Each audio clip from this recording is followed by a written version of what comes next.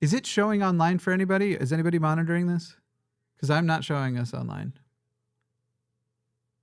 Oh, you can't hear. Oh, there we go. Never mind.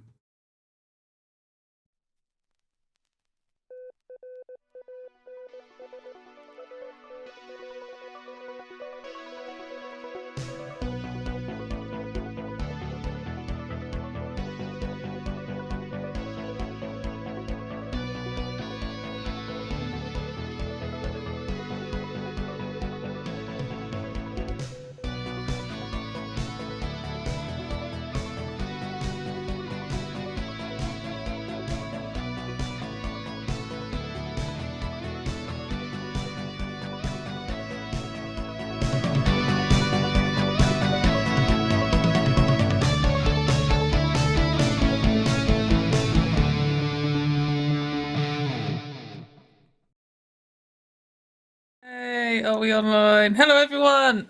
Welcome to the Transatlantic Call-In Show, the show where you can call in and talk to some trans people and argue with us, because that's all anyone ever wants to do with trans people is just argue with them. Or that's the gist they get from Twitter anyway. But if you would like to argue with us, then the number to call is right below, or you can call in free. There's a link in the description. You can call in online and you don't have to pay any money, and then we will get to your call. Though please do call in quick, because the lines always fill up, and so if you want to get to us, then we want to get to you, and that would be great. Hey, make sure they know that regular calls don't cost money either. It's just if it's long distance. Okay, sorry, we just had a producer thing there. Just so you know, it doesn't cost money if you call in from America either. Just for the international callers, use the link. Anyway, this week you can talk to me, Katy Montgomerie, and also me, Arden Hart. Hello, everybody. Glad to be back again, as always. How are you doing, Arden?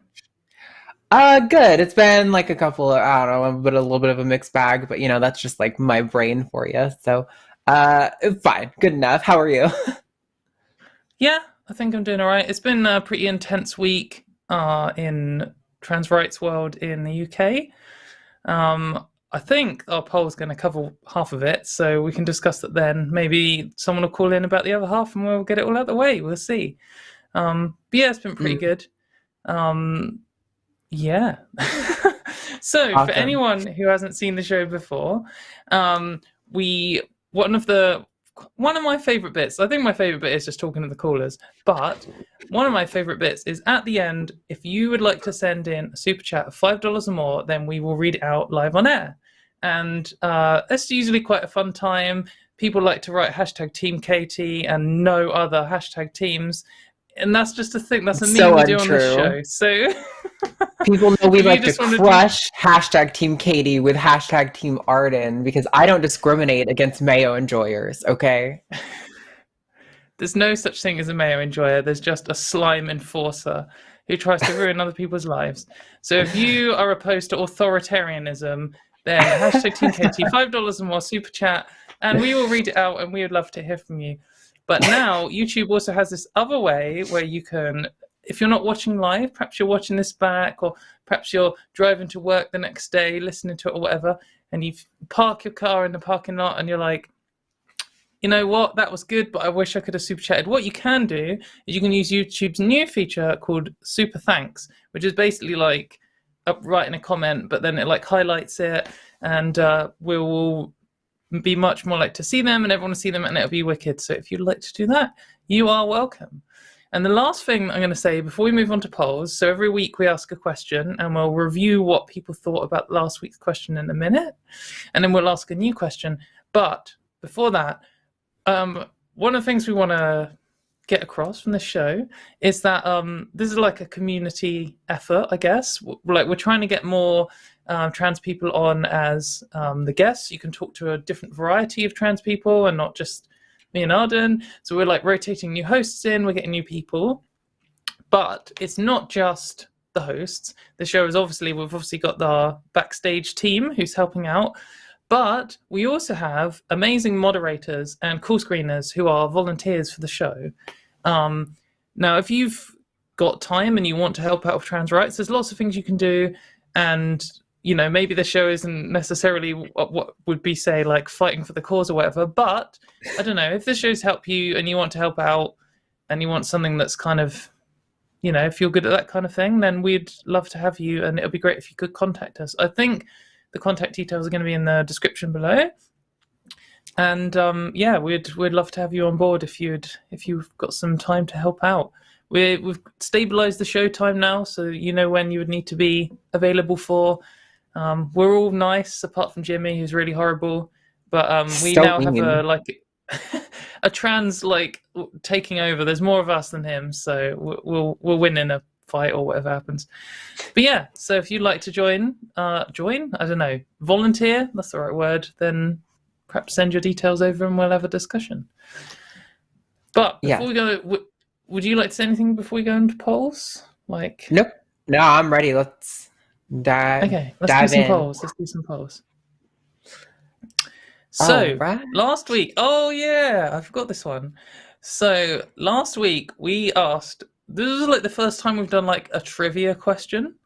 I guess it's like a vote in, just to see when people think, see what people think is true. And this is like a common piece of misinformation. So I've done loads of talking. Arden, do you want to ask the question and give me your opinion? Sure. And I'll tell you you're wrong. All right. So the question is, when do you think was the first use of the singular they, either recently, like 2008, thanks Obama, which 7% of you voted for. I suspect just for the meme's sake, which, I respect. The Bible, 28%. Shakespeare's work, 23%, or English poet Chaucer's work, 34%. Or someone said never, thanks Ben Shapiro, 8% more. Interesting. I'm not sure if people are always going to hammer on me when I'm like, I don't know stuff, because I'm a big dummy. But I don't know who the poet Chaucer is. I feel like, is the singular they in the Bible? My gut instinct would be Shakespeare. Because I feel like I remember that being a thing.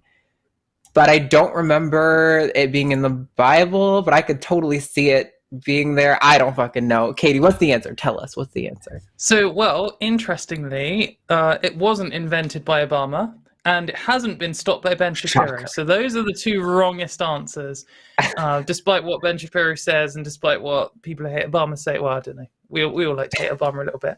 But it is actually in all three of those other three options. So it is in the Bible, It is in Shakespeare, and it is in Canterbury Tales, I think, which is by Chaucer.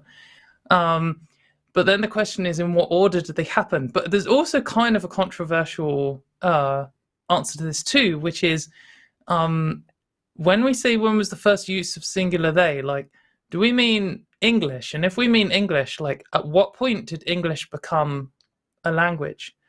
So Chaucer is from, I'm not sure if I'm going to get the year right, but literally before modern English. So it's like 1200.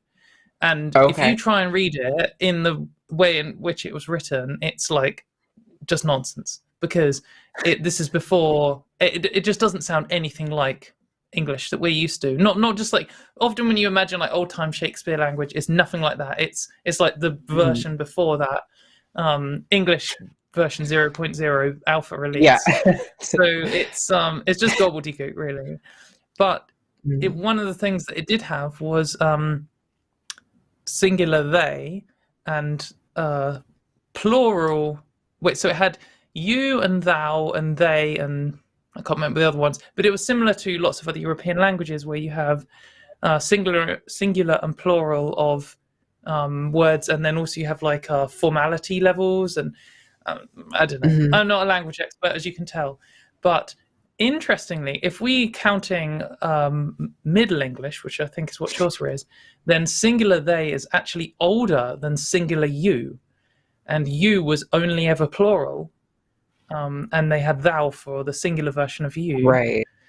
So that's it. But if we say any modern English counts, then I can't remember which happened first, after the Bible or Shakespeare. I should have looked it up. But they're both like 1600s, because when we say the Bible, it's in the King James one. Obviously, it's not in the original Bible, because the original one was written in Greek, and then the next one was written in Latin. I was wondering, like, based on like when the Bible was first translated into English, and if that version had it, and if so, did that happen before or after Shakespeare's work? If it happened after Shakespeare's work, does that mean it came out before because the Bible was out before? It just got translated. I'm like, my brain is like, how you decide that is kind of complicated. But regardless, it's clearly been in the English language for a really long fucking time. I think is the point of this poll is trying to point out that singular they has been a thing. It's definitely far from new. Seems like it's about as old as the language itself, you could say. Yeah, it's always been the case. And also, just on like a personal note, I distinctly remember having a situation when I was a kid and not really being sure, like whether I should. I don't know. Someone talked about their child. It's like a parent at school, and they said, "Oh, my child," or whatever. And I didn't know if this kid was a boy or a girl. And when the parent was talking to me, and they asked me some question, and I remember just being like, not unsure what to say, but being embarrassed that I didn't know if they were talking about a boy or a girl. This was in like 1990s, and just saying, "Oh, what's their name?" And that was just normal. I swear that this whole thing is just manufactured. I mean, maybe it's different in America, maybe it's just my part of the UK or whatever. But I've always said singular they for people. Yeah, I completely agree. I mean, like, I remember being in school, and if somebody forgot their things, they would say like, "Oh, can you bring this to them?" And you're clearly talking about an individual student, but like you're just leaving out details about them or whatever. It's definitely been a thing here for as long as I can remember. Obviously not maybe used in the way that we use it now for non-binary people, but it's part of like our grammar, and it's not like it's a completely new thing to have to adapt to. I think the way that we use it, I can see how it stumbles people up from time to time, or how it used to. Nowadays, it's kind of like, okay, you're way past the point of this being excusable, but yeah, I think it's been around for quite a long time in American English as well. But I don't know, people should in the chat, if you remember it being used as a kid for you, you should let us know. Let us know if you remember it or anything like that. I got out the chart that I should have got up as soon as this the question came back up.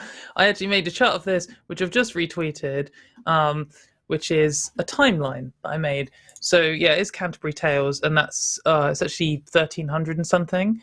But then Hamlet was just before the King James Bible, and Hamlet uses it. So there you go. Hamlet by Shakespeare was the first use. And interesting on this little timeline, you will always find like the Ben Shapiro types getting in a rage about how it's not grammatically correct when it literally is.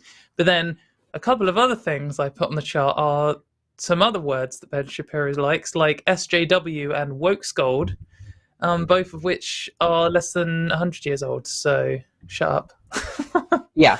The language changes. That's how things work. Stop being a bellend. Right, yeah. Right. The notion of being upset at a word being developed is silly to begin with. Like, that's the whole point of language, is that it allows us to better communicate abstract things. But cool. So we have a new poll coming up for next week that you all should go vote in right this minute. And it reads, if you bought a kid's book with a cartoon alien in it, would you expect to learn what parts, I think you know what we're talking about there, the alien had? Their private parts, the nether regions, you know. We're trying to be friendly to YouTube's algorithm. Your options are yes, of course, no, that would be inappropriate, or what the fuck are you on about? So Katy, do you want to dive into? I definitely saw this. I clowned a little bit on Maya Forstater on Twitter throughout the week, along with everyone, I think, as she doubled, tripled, quadrupled, and quintupled down on whether or not this fictional alien ought to have genitals. But yeah, I'm sure you're more familiar with the intimate details. So some library, like not like London Central Library or whatever, just a library in a town somewhere, did some reading group for parents and their children, and they made some mascot, which is some alien. And it's a genderless alien, because aliens don't necessarily have gender and sex and stuff. And they were like, they referred to this alien as they, and I think at any other time since Shakespeare, if someone had done that, then no one would have given a shit. But because we're in gender critical times since like 2016, and there's a ridiculous cult about calling people they. Mayor Forstater, who is one of the gender critical thought leaders, had an absolute flip out at this alien being called they, and had a full day of saying how this alien, we must know if it's a he or a she. And people are like, well, this is nonsense because, maybe aliens don't have he and she, or why do you even care? This makes no sense at all. Or like, this is a clearly vertebrate body structure. Yeah. Or whatever she said. After her first full day of getting in a rage, everyone woke up to her having day 2 of rage, where she came up with this amazing tweet saying something like, what someone was like, this is ridiculous, it's an alien, it probably doesn't even have genitals, like leave it alone. And then she was like, no, because it's clearly got a vertebrate body, and vertebrates, like, they always have a sex, they're always sex is binary, and just had a little rage out about that.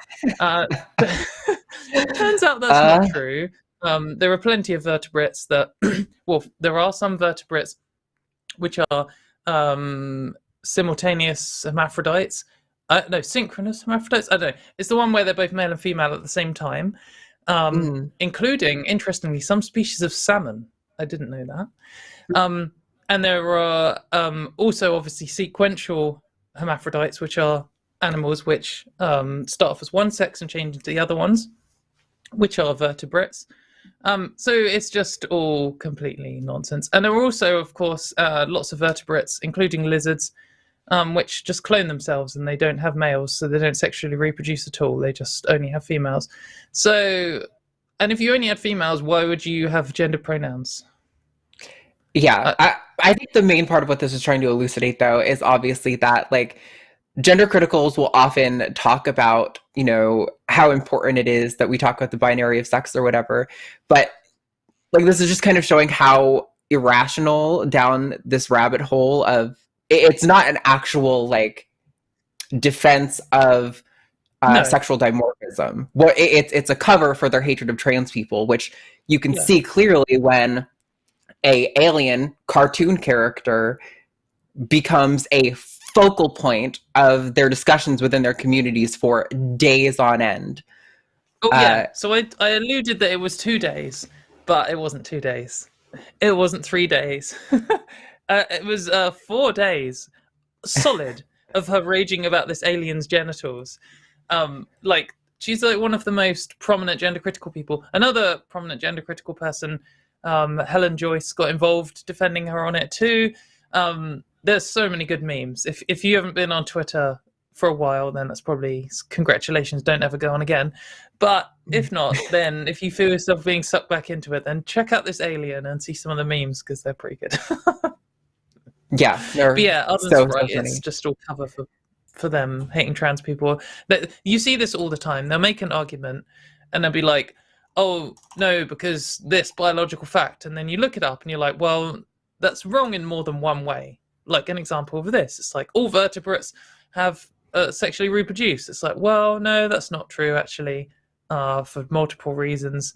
But even if it was true, why would that matter? Who says that the alien has a spine? Like, what are you talking about? It's a fucking cartoon. And it's an alien. Why would it have to apply? It still doesn't make sense. And then even if it did, like, so what? Maybe it's got a massive fucking penis. Does that mean it has to be called he? No. Who cares?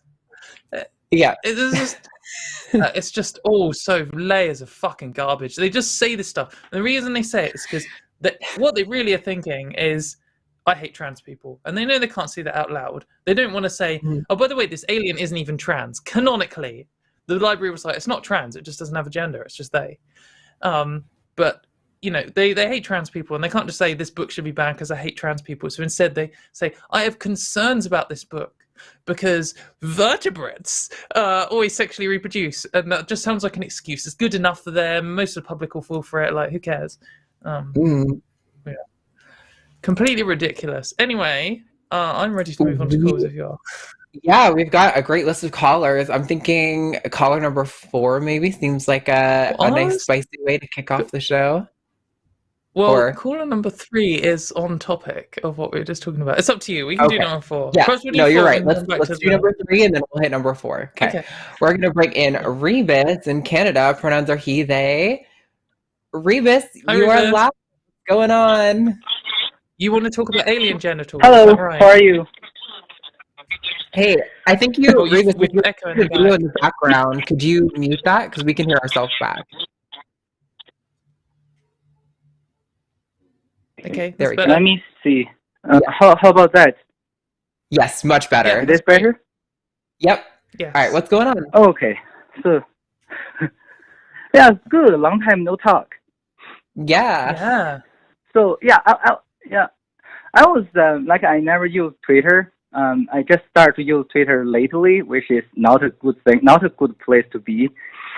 But what I found out is really related to the topic you were talking about. Is I just have this hypothesis. It's not a theory because I couldn't find a lot evidence and I couldn't do any nuance prediction. But it's a hypothesis. I think all the GCs or all the TERFs, they're literally just either obsessed with certain genitals or really scared of certain genitals. It's nothing to do with anything else. It's all about external genitals. It's not about a woman's right. It's not about gender. It's just all about penis and vagina. Is that true?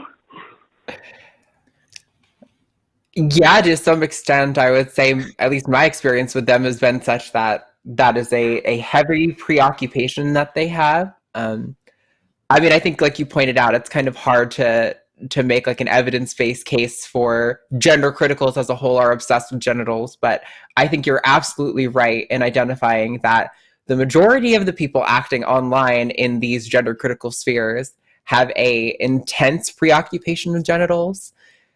I mean, part of me thinks there are definitely the prominent like women in the GC movement who do talk about this stuff. Part of me also wonders if a reason is because a large portion of the gender critical people seem to be like very misogynistic men who maybe are also a little insecure about I don't know. I'm not gonna speculate too deeply. Women But with a bigger dick than them. yeah, I think that's kind of the direction I was heading. And maybe the ways that makes them insecure, maybe the ways their attraction to trans women makes them insecure, or maybe it's not that, it could be other things, but regardless, they do seem very preoccupied with, I mean, in some extent they are preoccupied with trans men, but overwhelmingly it seems to be the genitals of trans women seem to be a focus of conversation for this group. But yeah, Katy, how do you feel about that? Yeah, I think there's probably like 3 groups here. There absolutely are some people who are fucking obsessed with genitals. Like, I don't think it's all of them. There are some people who talk about genitals and it's just one of these excuses that we were just talking about, where they just say, "Oh, vertebrates are sexually reproducing" or something. It's a way of like making an excuse. They can say, "I'm not transphobic, I just don't think we should have penises in women's spaces," and that sounds a lot more reasonable to a lot of people than saying trans women should be banned from the toilets, which is really what they want to say. And they don't really care about penises. If you then said, "Oh, well, you know, I've had genital reassignment surgery," they still don't want you there. They still want to ban you. They don't really care in that sense. And there are a lot who won't really talk about genitals, or they'll specifically say they don't really care about them. But absolutely there are some. And you can usually tell because it's like day 69 of them talking about penises every single day. And it's like their main thing. And you can be like, okay, we've done penises. Let's instead talk about sports, or I'd never say that, but let's, talk about some other thing like shelters or prisons or healthcare or something. And they'll be like, yeah, let's talk about the healthcare of penises. And you're like, no, we don't need to talk about penises in every single conversation. And there are some, and I'm not going to say the names, but I could name 10 off the top of my head who are like cripplingly addicted to talking about genitals. In fact, if I said penis lady, probably anyone who's addicted to Twitter will know exactly who I'm talking about. So there are some, but I think it'd be a mistake to say it's all of them, because yeah, lots of them that just isn't the case. And one thing I will say on this, addicted to talking about genitals topic, is that the gender critical movement preys upon vulnerable people to try and sign up. One of their recruitment strategies is to find women who are isolated and maybe have been abused or sexually assaulted, and to tell them all these horrible scenarios and put their brain into a constant state of panic and saying, if you don't fight back against trans rights and fund my crowdfunder or whatever, then a man wearing a dress is going to burst into you getting changed and sexually assault you with his penis. And some people have experiences where they've been sexually assaulted or something where genitals do cause them genuine trauma. And I think it would be dismissive. I mean, you could say, oh, you're obsessed with genitals, but I think that would be very dismissive to say that to someone who has experienced, real trauma. And so it's not really a thing I would use unless it's someone who's literally been talking about penises for 100 days in a row and they haven't been, they have said they haven't experienced trauma or whatever. Then maybe that's the point at which you could confidently assert that they had a problem. But it's not something I go around saying. I know saying genital obsessed is a thing that you see trans people saying online about transphobes, but I don't know. I steer clear of it. And another reason, actually, I've got another point. I'm having a talking day. Sorry, I do have another point, which is sometimes you will see this nonsense argument about genital preferences and sexuality, and sometimes you will get this kind of crossfire where people are talking over each other, and someone will say to someone about their sexuality, "You're obsessed with genitals." And maybe straight people find that easier to just shrug off, but there will be some gay people who that is a bit of a sore point for, because maybe they are attracted to genitals, and maybe, just one type of genitals, and maybe they've been teased for that and bullied for that their whole life. And to be called obsessed with genitals might be upsetting for them, and it's just kind of a rubbish thing. You would never want to, you wouldn't describe a straight woman as obsessed with penises or whatever. And so if you're saying that to a gay man, then perhaps it's, I don't know. I think that it's just not something I would lever as an accusation against a lot of people, because there's room for it to be garbage. And also they will pretend it's garbage even when it's not. So, yeah. But what do you think to that, Ravis? Actually, it made me think about some conversation I had with somebody using the if you believe transgender people is real, then there is no homosexual people argument. A lot of people reduce homosexuality to the obsession to genitals, right? They reduce gayness is just liking penis, just men like penis, that's gay. That's just not true. You just need to be men like men. Right? You don't need to be liking, dicks. I don't understand why people use that argument. And every time when you point out that's not what being gay is all about. It's not just about you want to suck a dick. That's not being gay all about. It's just maybe part of somebody's gayness. But the thing is, every time when you say something like that, they start to call you homophobic or something. I have been called homophobic myself when I actually like penis. I don't understand what their logic is behind there. I think it's all about this reductive argument. They reduce entire womanhood to having a uterus. They reduce the entire homosexuality to liking certain part of genitals. Then if you say something otherwise, you're either anti-feminist or you're homophobic, because that's what they think homosexuality and feminists all about. It's all about this sexual reproduction thing. It's really frustrating when you talk to some people like that.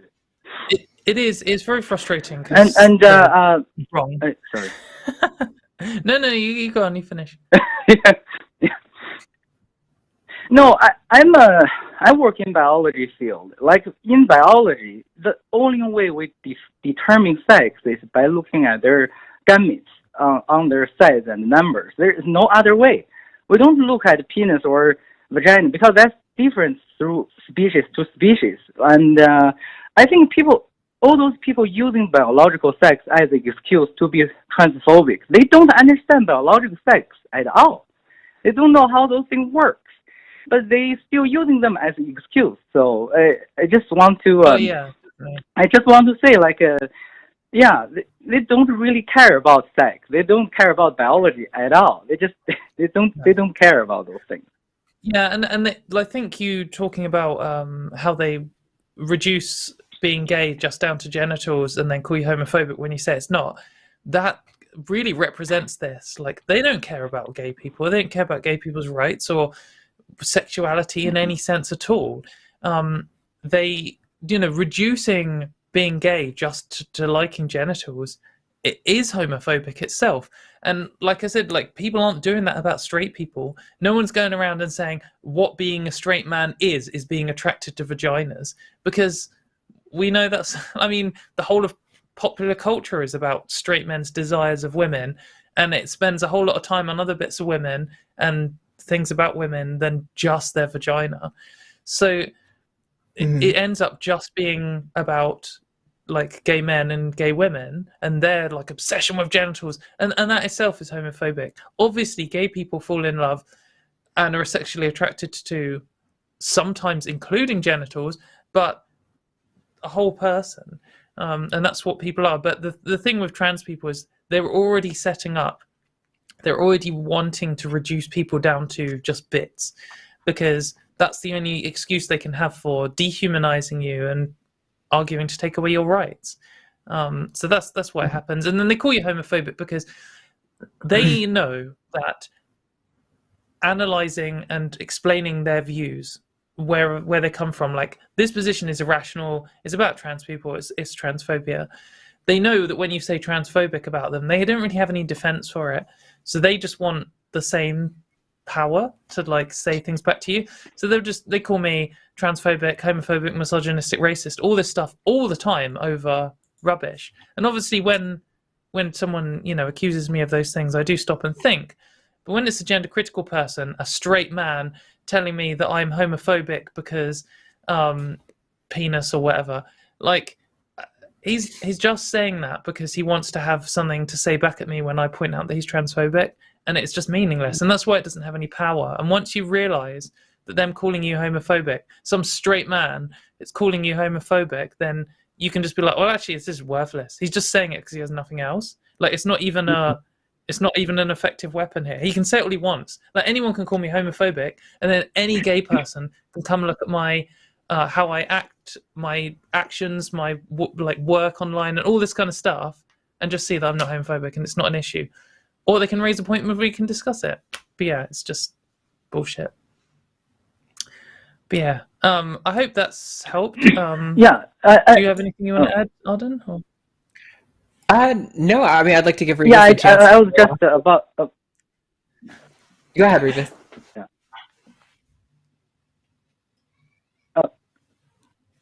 It's my turn? I'm sorry, there's a delay. No, that's okay. Yeah, I would like to give you a last chance, and then we're probably going to move on. Of course. I was just thinking the last moment I will mention about the pronoun things. Like, pronoun problem is literally just an English problem in most of the time. Like in China, we don't have gendered pronoun when talking, right? It used to be nothing. Like, even in writing, we didn't have any gendered pronoun until like in the 1930s when Western culture passed to China. So that's just some language problem. I don't know why people really hang up on those things. And also, like, even in some, maybe it's not very relevant, but like a lot of argument, like something comes out from nothing. Like in Chinese, we don't even have the word nothing. So that argument doesn't work either. So sometimes when I think if an argument only works on certain language, it's a useless argument. It's nothing to do with reality. It's just something to do with the language. Yeah, it's cultural, definitely. But yeah, awesome. That would be a great topic for another time if you want to call in with some more interesting language differences, because there's a lot of word games that transphobes play, and lots of them only work in English or only work in, Northern European languages or whatever. And I'm sure there are probably arguments that only work in Chinese or only work in Spanish or whatever for transphobic, and it'd be interesting to learn what they are. But yeah, thanks for your call, Robus, and we will hear from you again, I'm sure. I saw you brawling in my Twitter mentions. Thank you for talking to me. I was like, oh, Thanks, Reba. All right. Okay, bye. So we have a nice handful of more callers now. How are you feeling about call number 4? I think it seems a little more spicy. Could be some that good content. So we're gonna bring in Wes from London. Pronouns are he, him, or not from London. Your topic's related to London. Hey Wes, what's going on? Maybe you are from London. I don't fucking know. Anyway, what's the question? Yeah, yeah. Hi, can you hear me? Yep. Yeah, very loud. Hello. All right, yeah, because I'm speaking through the internet because I'm calling from London and obviously I don't want to run up a big phone call. But anyway, what I wanted to ask you is you've seen the question I've posed there, trans rights and bad actors. Yeah. Hello. I presume you don't mean Abigail. Yeah. No, she's. Yeah, I'm just curious to know, or why is it that whether it's trans activists or prominent trans people, or whatever, they're always very reluctant to call out bad actors, and by not doing so, don't you think it makes your situation a lot worse? That's interesting. Have a lower opinion of you? Yeah, that's an interesting question, Wes. Can I just? Yeah. Sorry. Can I just give you a bit of context to that? Yeah. Sorry. It's probably a bit of a delay on the line. Because I've called in the past, as you probably know, we've had a few little clashes and so on and so forth. But the current situation which I'm talking about is a situation which is unfolding at Mermaids at the moment. Well, obviously, Mermaids, a children's charity for transgender children. And it's just been revealed that one of the trustees is in the past, I don't know if it's still the case, but he has been an apologist for paedophilia.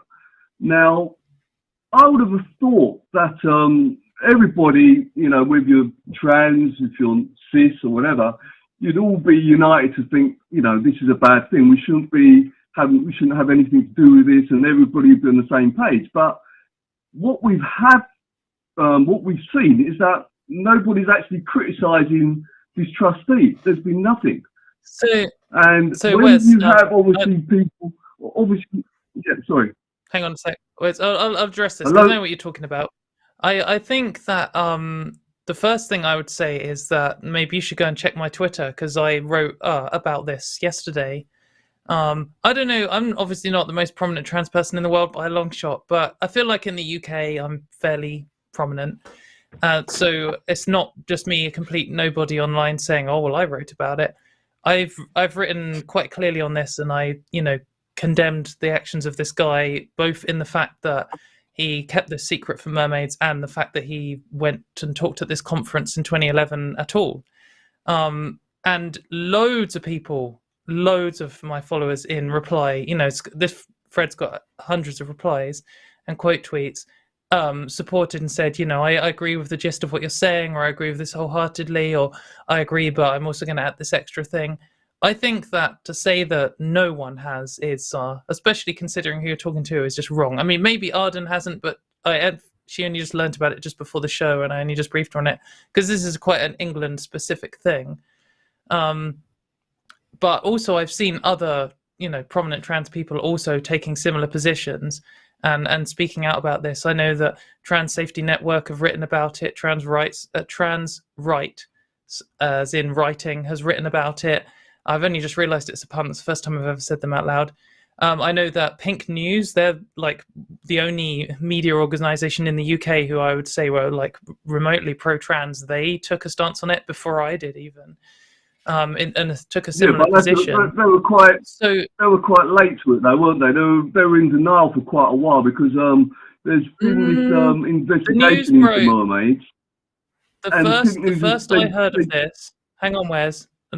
The first I heard of this was I heard rumblings of it, I think in the evening from 3 days ago, but I only first heard what happened 2 days ago, and I spent 24 hours considering my response and learning about what had happened, so I didn't dive in and say the wrong thing.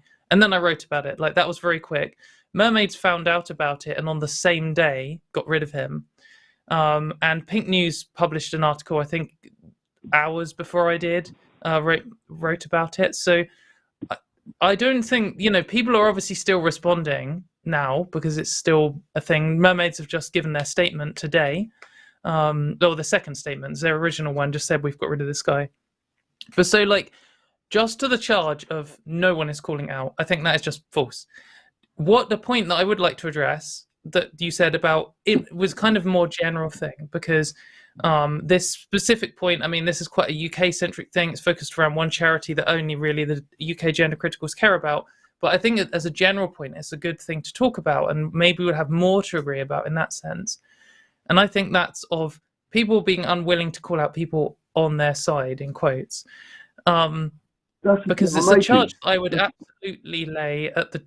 I would make the exact same... I would say this about gender criticals. I would say they absolutely never call out bad actors. And there are so many fucking awful people in the gender critical movement. And like, it's hard to get people even to call out Matt Walsh or someone. Yeah, I mean, yeah, go for it. Could I come back on that? Because... as you know, there's a couple of weeks ago in Brighton, there was a Standing for Women event. And it just so happened that you had a couple of dodgy people who turned up to, I don't know, I think one of them spoke, and then there's a couple of people who filmed as well. But the next day, you say gender critical people, they don't look inwards. They looked inwards and they were calling it out. They were saying, why were these people there? That gives everybody a bad name. It's a bad look to have these people there. So they were calling that. So to say that they never called it out, they were calling it out. And what I don't understand is that if you've got somebody like this trustee... Yeah, Wes, this is a good example because... Yeah, but many were calling it out. Because some people were saying they shouldn't have any... Sorry. Yeah, Wes, hang on. I'll address this. Sorry if this is getting a bit like UK specific, Arden. Wes, you're right. Some of them did call it out, and I could name some who did. For example, Jane Claire Jones, who I've clashed with several times. She called out the fact that more than one neo-Nazi group turned up to support this gender critical event. But they called out the actual Nazis, but none of them have been willing to call out Posey Parker, who was the lady who ran it, who has said all kinds of horrific things like trans men should be sterilized, along with, she got cancelled, she got banned from the gender critical event Women's Place UK in 2018 for her views on Islam and race. And now she's just back at the head of the center of the gender critical movement. No one seems to have an issue. She's been on more than one white supremacist podcast. Like, she's done all kinds of disgusting things, and none of them would say a bad word against her. And they know that if they did, and in fact, I know that when Jane Claire Jones called out this Posey Parker event because more than one neo-Nazi group showed up at it, she got absolutely shredded in the comments. So did Sarah Dittum. So did a few others. And I didn't get absolutely shredded when I called out this Mermaids guy. I don't even think a single trans person strongly disagreed with me. So I think these are kind of a good examples. Sorry, if I could just interrupt a moment. You said you had to wait 24 hours or something like this before you could make a response. Now, if there's a person who's a paedophile apologist as a trustee of a child-facing charity, why would you take you so long to come out and say that's disgusting? Why do you have to sleep on that? I mean, why would it take you so long to come out with a statement? I mean, that should be automatic, shouldn't it? Right. So, Wes, obviously it's absolutely... It's like everybody... Hang on, Wes. Well, I'm about to explain it to you, aren't I? Everybody needs to agree on a line. Wes, let me explain it to you then. So the reason, obviously, it's absolutely trivial for me to condemn paedophilia. If someone's a paedophile, I do not give a shit. Asking me to condemn it is almost like insulting because, of course, everyone at this show condemns paedophilia. Like, that's just trivial. That's a given here. And it's not just because, that's socially acceptable. It's because the core of feminism and trans rights and LGBT rights in general, which is what I stand for, Arden stands for, and this show is about bodily autonomy and consent. That's like a core thing. So baked into our basic principles here. However, the reason it took me some time to learn about this is I have seen the gender critical movement call almost every single person I've ever talked to online a paedophile at some point. In fact, 50 people have called me a paedophile today. Some gender critical person will call some trans person a paedophile every single day, and it's a age-old piece of anti-LGBT propaganda and a way of stirring up fear and hatred about LGBT people. In the 80s, the news called gay people paedophiles literally constantly, all the time. It's an age-old insult, even though the vast majority of paedophiles are straight cis men. Massively overrepresented. Most of them are like Catholic priests and stuff. But when you see, mermaids are pedophiles, people have been saying that to me, like just about random things all the time. And you don't investigate every single one after a while because you realize, it's literally just totally fabricated. So when I saw it at like 11 p.m. as I was going to bed and someone wrote in a tweet like, you're going to answer about this mermaid's pedophile. I was like, I mean, if it's a thing, but I'm not going to investigate it off a single random tweet. Next day, I saw quite a few people talking about it. I was like, okay, now it's time to investigate. And I read up on it, and I was like, this is more than a obvious situation. This isn't like mermaids are promoting a pedophile. If that was the case, then I'd be like, fuck him. Like, that's such an easy thing to do. But the situation is that they had this person who snuck into their organization without them knowing about it, and they acted immediately. And I saw the gender critical reaction was saying the fact that this man, who, by the way, they did do background checks on the stuff, as they've just said in their statement about this today, this man snuck past their, the standard charity checks, that it was like an enhanced background check, all of this kind of stuff. And then they got rid of him instantly on finding out that he had this dodgy past, which was, he hasn't ever harmed a child. It's this conference thing. It's still bad, unequivocally bad, and I'm not even trying to go around this. Knowing that and seeing the gender critical as being like, that's it, mermaids need to be shut down. That means we need to end trans healthcare in the UK. Means that any statement that I say on this, I just need to think about how I make it very clear that, firstly, this guy is a piece of shit, and secondly, that mermaids definitely messed up in some way because how it happened, but not in a way that says this charity is over, because they're not, because that isn't the situation. So you just got to, I just wanted to write the right thing. I mean, I don't see how 24 hours is too long to write a considered position on something that happened for a charity I don't even work for.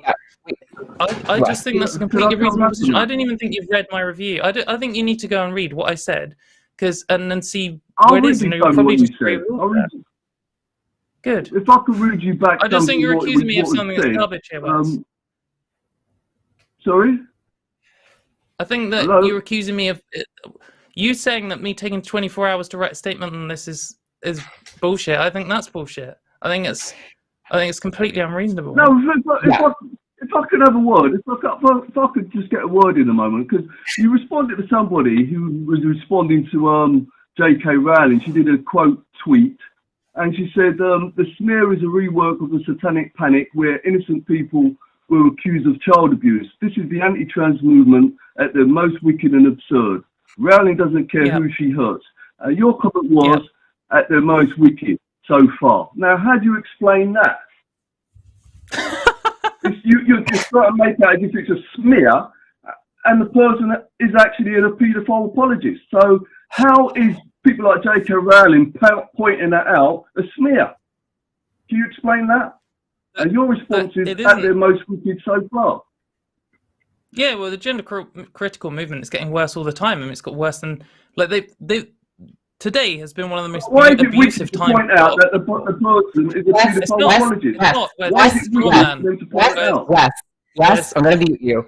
Okay, Wes, you need to understand something. This is a show where we have conversations. Okay, there's a back and forth. Sometimes there are rants, but you gotta give people a chance to finish their sentence before barging in and talking incessantly over them. Got it? Yeah, and I just want to say this is absolutely fucking garbage. This is a fucking garbage accusation, Wes, because no one is saying J.K. Rowling is wrong for saying no. Wes, I am having to meet you. No one who I've encountered, Maybe that you'll always be able to find someone on Twitter because there's always some fucking shit person on Twitter. No one in the trans rights community, which I interact with every single day, none of the prominent trans people that I talk to are saying J.K. Rowling is bad because she doesn't like this guy who mermaids got rid of. Like, no one is saying that. Everyone is saying what this guy did was garbage. To some level of it was pretty bad, or all the way up to this was fucking abhorrent. And I have, to be clear, again, unequivocally condemned this guy in more than one way in the thing that I wrote, and I'm making that clear again now. That isn't the point of contention here. No one is saying that. J.K. Rowling has been gunning for mermaids for ages. Not just her. The whole gender critical movement wants to shut down mermaids because they don't agree with trans healthcare. They're opposed to the science on trans healthcare. They're opposed to the international medical community. They don't like what mermaid stands for, helping trans children, and they want it gone. They've been trying to, make up all this stuff about them for ages. And then something real does happen. This is a real thing, not at all trying to hand wave this away. And then all of a sudden, it's like free reign to call every single trans person on Twitter a paedophile.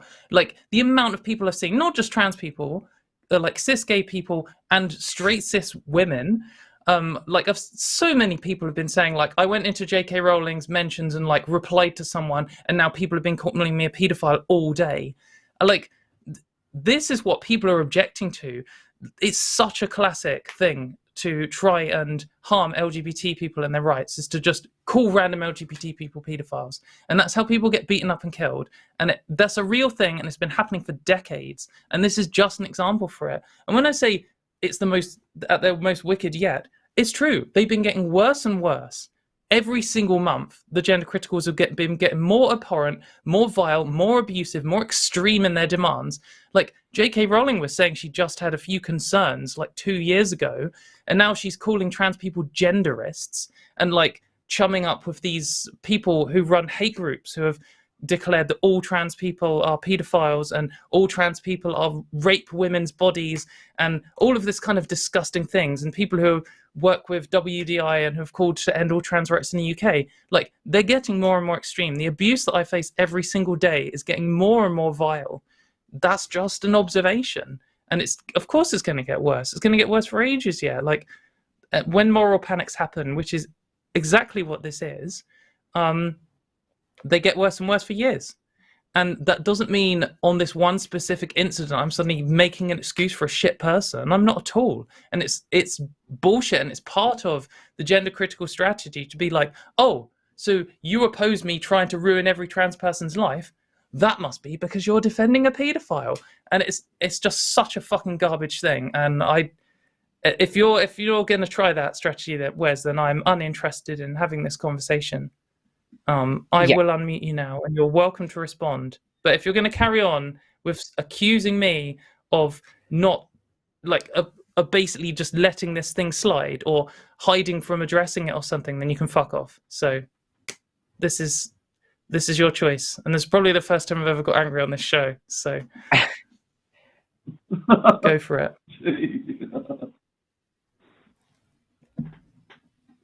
You're back on, Wes.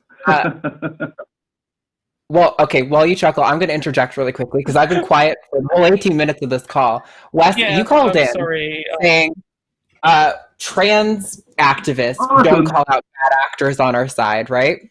And I just want to point out that immediately, oh my God, can you let somebody talk for 5 fucking seconds? Holy shit. I don't even, like, oh my God. You came in saying that trans rights activists aren't calling out bad actors, or at least some significant portion of us was your problem, right? And we immediately pointed out that the same is true of both sides. So I think you, first of all, are coming in here with a really heavy confirmation bias. You clearly have some sort of prejudice or pre-sitting assumption that, trans people are going to, we have some sort of cause we're trying to forward, and by not calling out bad actors, we're trying to let them slide or something? I don't know. But this is clearly a case of confirmation bias. You're so desperate to find trans people villains that you are jumping on any trans person who's not calling out a pedophile who might not even be aware of the situation or who maybe aren't condemning it strongly enough for you. I don't know all the details of the situation, so I'm not going to talk to the situation itself. But I think it's pretty telling that you've clearly come in here, like, already assuming your point and then using this situation as confirmation of that bias. We'll give you a chance to have a last word, but then we have to move on. Yeah. All right. You are unmuted for your last word. Yeah, sorry. My apologies if it's come across like that. We got a bit sidetracked and we went down the rabbit hole with this mermaid situation. But my whole point is that by many prominent trans people, you know, people in the public eye, blue ticks and so on and so forth, by them not calling out bad actors, whether it's this person at Mermaids or whether it's the teacher in Ontario with the prosthetic breasts and so forth, as soon as they find out these people are trans, the wagons start to circle and everybody's in denial. That's what I don't understand. And it just makes you look bad. Wes, stop. You're saying all these prominent trans people, the second they find out they're trans, they don't care about the bad thing they did. Even the trans woman in Canada with the big prosthetic breasts. I saw plenty of trans people talking about like this crossing certain lines and boundaries and that this person deserves dignity and respect and be able to express themselves in a way that respected themselves, but everyone was acknowledging the areas in which the situation was flawed.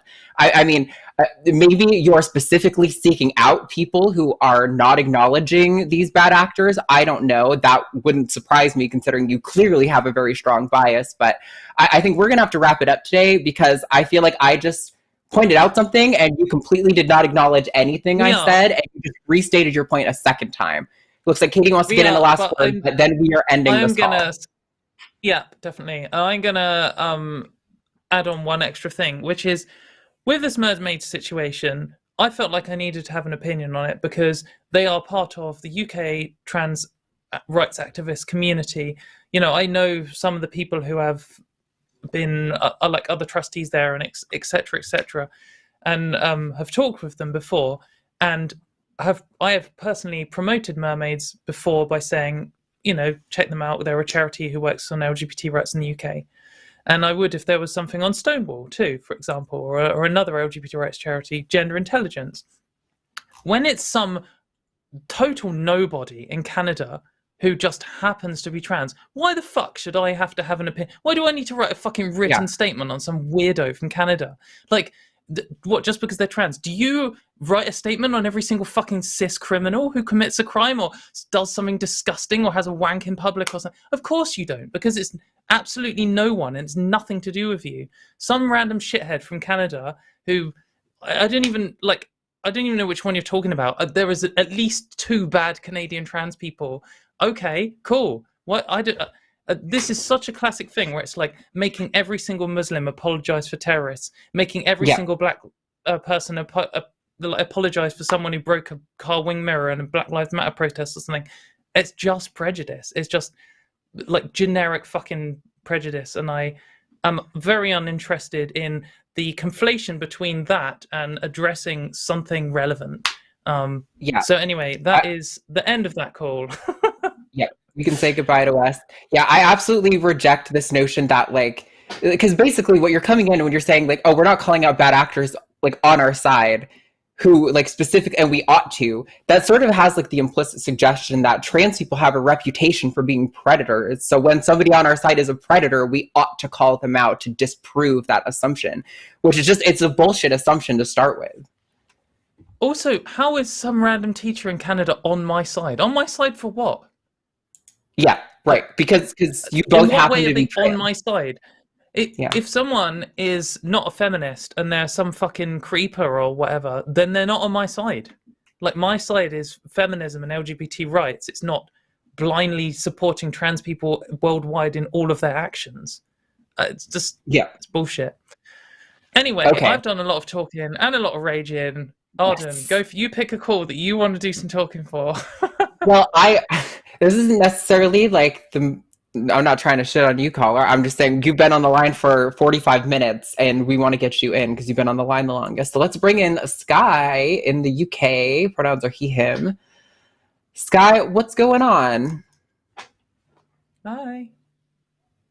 Hi, I just want to proceed what I'm saying with that. I don't think that teacher in Canada is actually trans.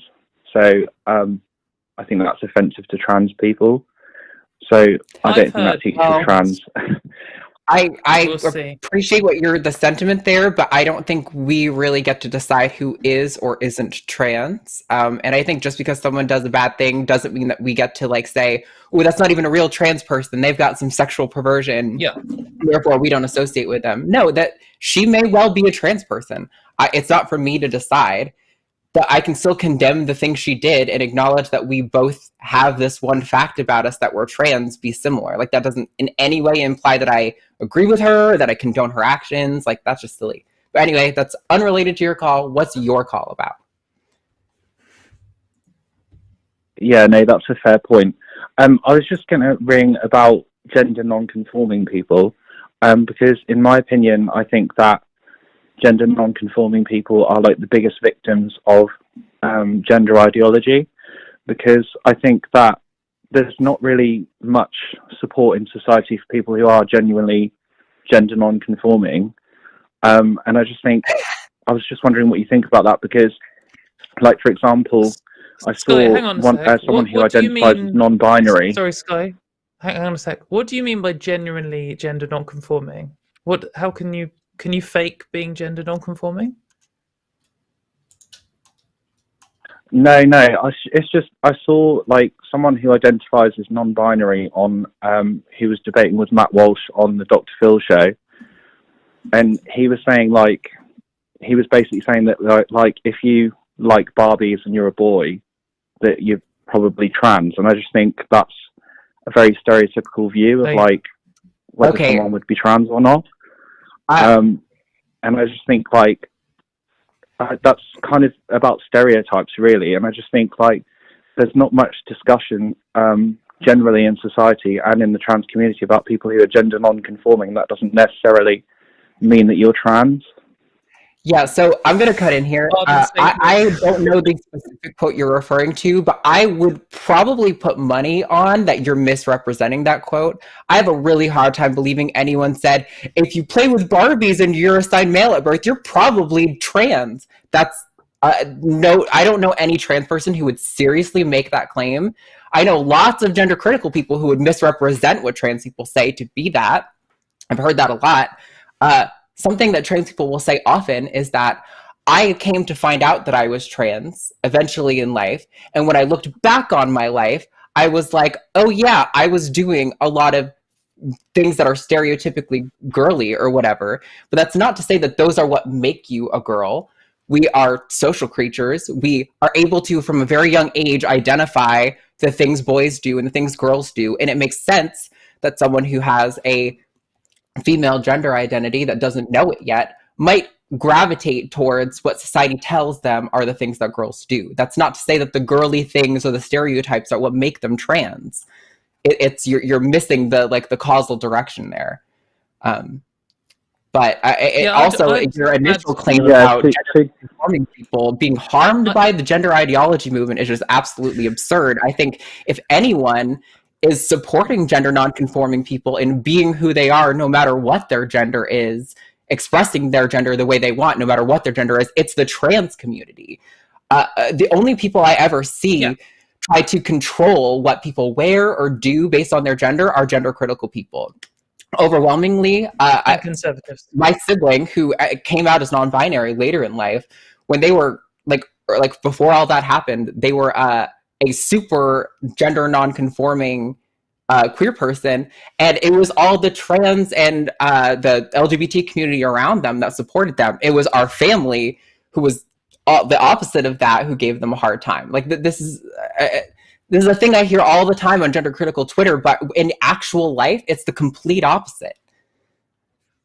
Yeah, I've never met any trans person ever who would say, because you play with dolls, you're a girl. Like that's not only not something I've not heard. I have heard people actively say the opposite literally my entire time advocating for trans rights. And it's a position I strongly hold, is the opposite of that. Anyone should be able to like anything and present any way and still be themselves. And I think that's the absolute core of trans rights. And not only do I think it's the core of trans rights, I also think that is one of the biggest issues gender criticals will have with trans people. You will often, and I'm not trying to say Sky's gender critical, and I'm not saying gender critical is only anti-trans position, but it's something you often hear from them and sometimes from other transphobes, is this, firstly, the claim that, they're saying if a boy plays with Barbies, he's really a girl. And then they'll say, nowadays, trans women think that they can be a woman without even trying, without even doing anything. They're not even wearing a dress. They're not even doing makeup. And it's like, well, which of those is true? Which of these straw man positions of my view are you actually accusing me of? Because they're mutually contradictory. Like, you can't both assert that trans people think anyone who does feminine stuff is a girl, and then also trans women aren't doing things feminine enough. Like, at most one of those is true, and neither of them are true. People can do what the fuck they want. That's like the core of trans rights. But I think in terms of non-binary people, gender non-conforming people being like a victim of, I don't really know what gender ideology is, so you can perhaps tell me if I believe in gender ideology or not afterwards. But like, them being the victims of trans rights is like totally nonsense. I mean, the whole point in trans rights is making a space where people aren't abused for who they are and aren't abused for how they present and what they're into and all of this kind of stuff. We just couldn't make a world for trans people that was good if we didn't also make a world that was good for gender non-conforming cis people. A lot of gender non-conforming people are trans themselves. So, I don't understand. And sorry if I'm still in rant mode, Sky. I don't mean to be coming at you. The last call got me into rant mode and I have not escaped. Would you like to come back and want me in instead? Yeah, I was just going to say, I think you make a good point. Like, it is complex. Like, you can't just say that gender non-conforming people are trans, or that, if you don't present in a certain way, that you're not trans. So I think that kind of points to how complex it actually is. But I also think, I think the problem for me is that, for example, I follow Georgie Stone, who is quite a prominent Australian trans person, and she's talked a lot about trans people generally and about her journey, and she's even got a documentary on Netflix at the moment, and she talks about her journey as a trans person, and even her mum has released a book about their experiences, and they never talk about gender non-conforming people, and they never talk about people that might not necessarily be trans but don't present in a typical way. And I just think I absolutely support and advocate for trans rights. I think it's really important, but I also think that it's really important for people in society and also trans people to talk about gender non-conformity generally. I just feel like it's an area that's not really talked about that much. I do agree that it's an important part of, it's an important cause alongside trans rights that's very intimately linked with us, but is slightly different, that we should all be aware of and advocate for. One thing I would say is, if you go back and watch this show, when anyone's called in with this topic before, it's one of the first things that I've said, and it's something that when anyone messages me and said, I don't know if I'm trans, or I don't know if my child is trans, or whatever, one of the first things I say is, well, I want you to know that it's okay, good even, to be, like a cis man who likes dresses, or a cis woman who, whatever, likes football. I don't know what all these things that people claim we say. And it's something that I really hammer home every time. But I can understand why some trans people might not be so aware of it, because maybe they are just focused on their own thing. Yeah, I don't understand the complaint sure, talking about gender nonconformity is good. Gender nonconforming people having representation in media, that's good.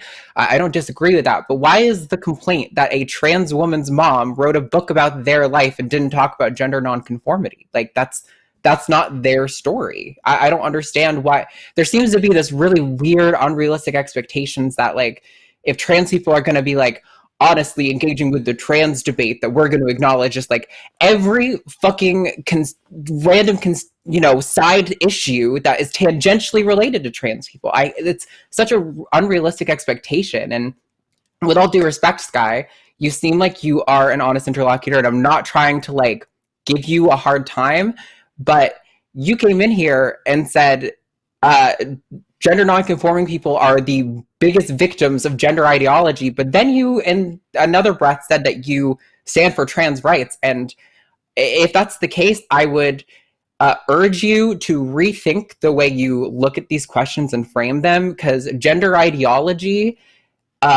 is essentially framing the trans experience as a like religious one that people have to take on faith or something absurd, where it's actually like a very well documented like phenomenon that exists in the real world that there are like social and medical responses to. It's not an ideology. I mean, any more than like human civil rights are an ideology.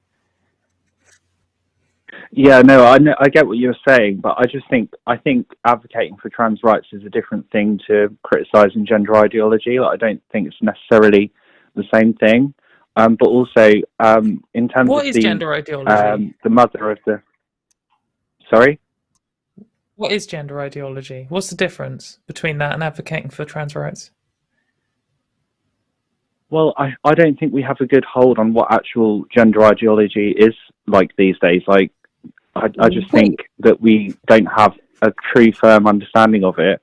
And I think we're only really getting... You gotta take a breath here, bud, because if you're gonna say that you don't actually know what gender ideology is, then how the fuck can it be harming gender nonconforming people? Think about that.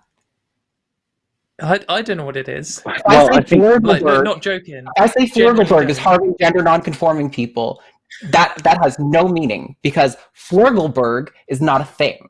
If you say gender ideology and you yourself just said, I don't know what it is, we don't have a firm grasp on what it is, how could it be harming gender nonconforming people? That's so absurd. Well, I would say it's all to do with like gender roles, gender identity, gender expression, all those kind of things. Okay. But all of those things are kind of subjective, aren't they?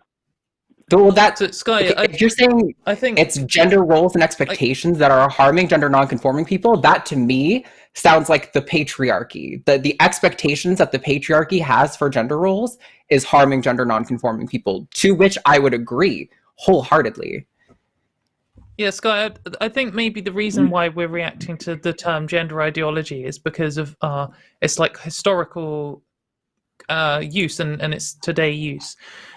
So if we just take a quick step back, I would say that anyone enforcing gender roles or gender stereotypes or telling people that they should act this way because they're a man or they should act this way because they're a girl or whatever, or a woman or a boy, it can fuck off. I think all of that is complete garbage. I think any gender roles forced on people are rubbish.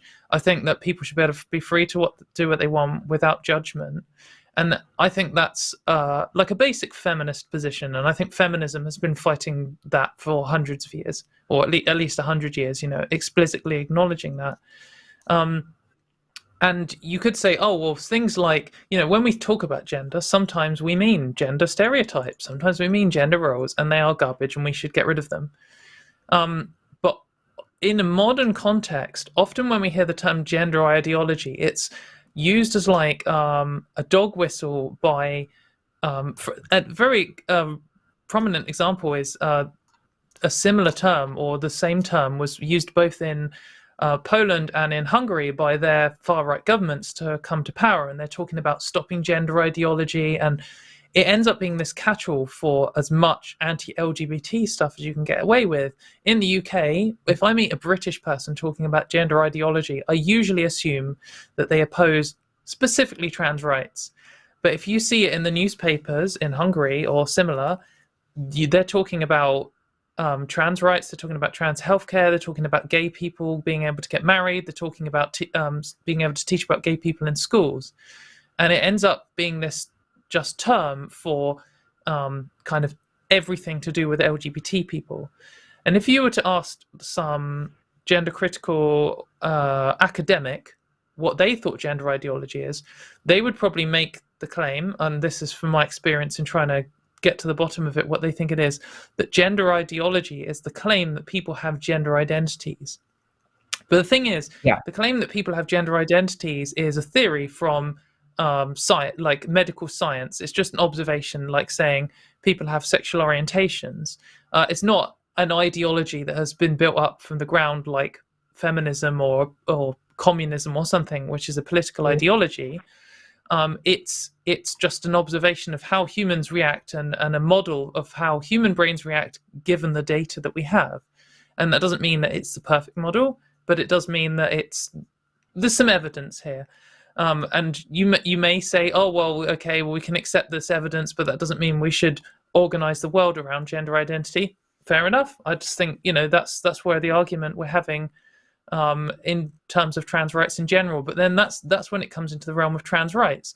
Should people like me and Arden be allowed to go to the toilet at work and things, like that's kind of what trans rights means. And some people, when they say gender ideology, would be talking about that, and others won't. And it becomes this slippery term. So when you said, oh, I don't really know what it is, it kind of came across, at least to me, and I presume to Arden, that you've heard this term as like, oh, gender ideology is bad. It's where they're doing bad things to kids and they're forcing kids. And you're like, well, I don't like those things. I don't like the idea that a boy who likes Barbies is told he has to be a girl. That's gender ideology. So I'm opposed to gender ideology. But I don't want to see Katy and Arden banned from the women's toilets at the pub because that's rubbish. So I'm pro-trans rights.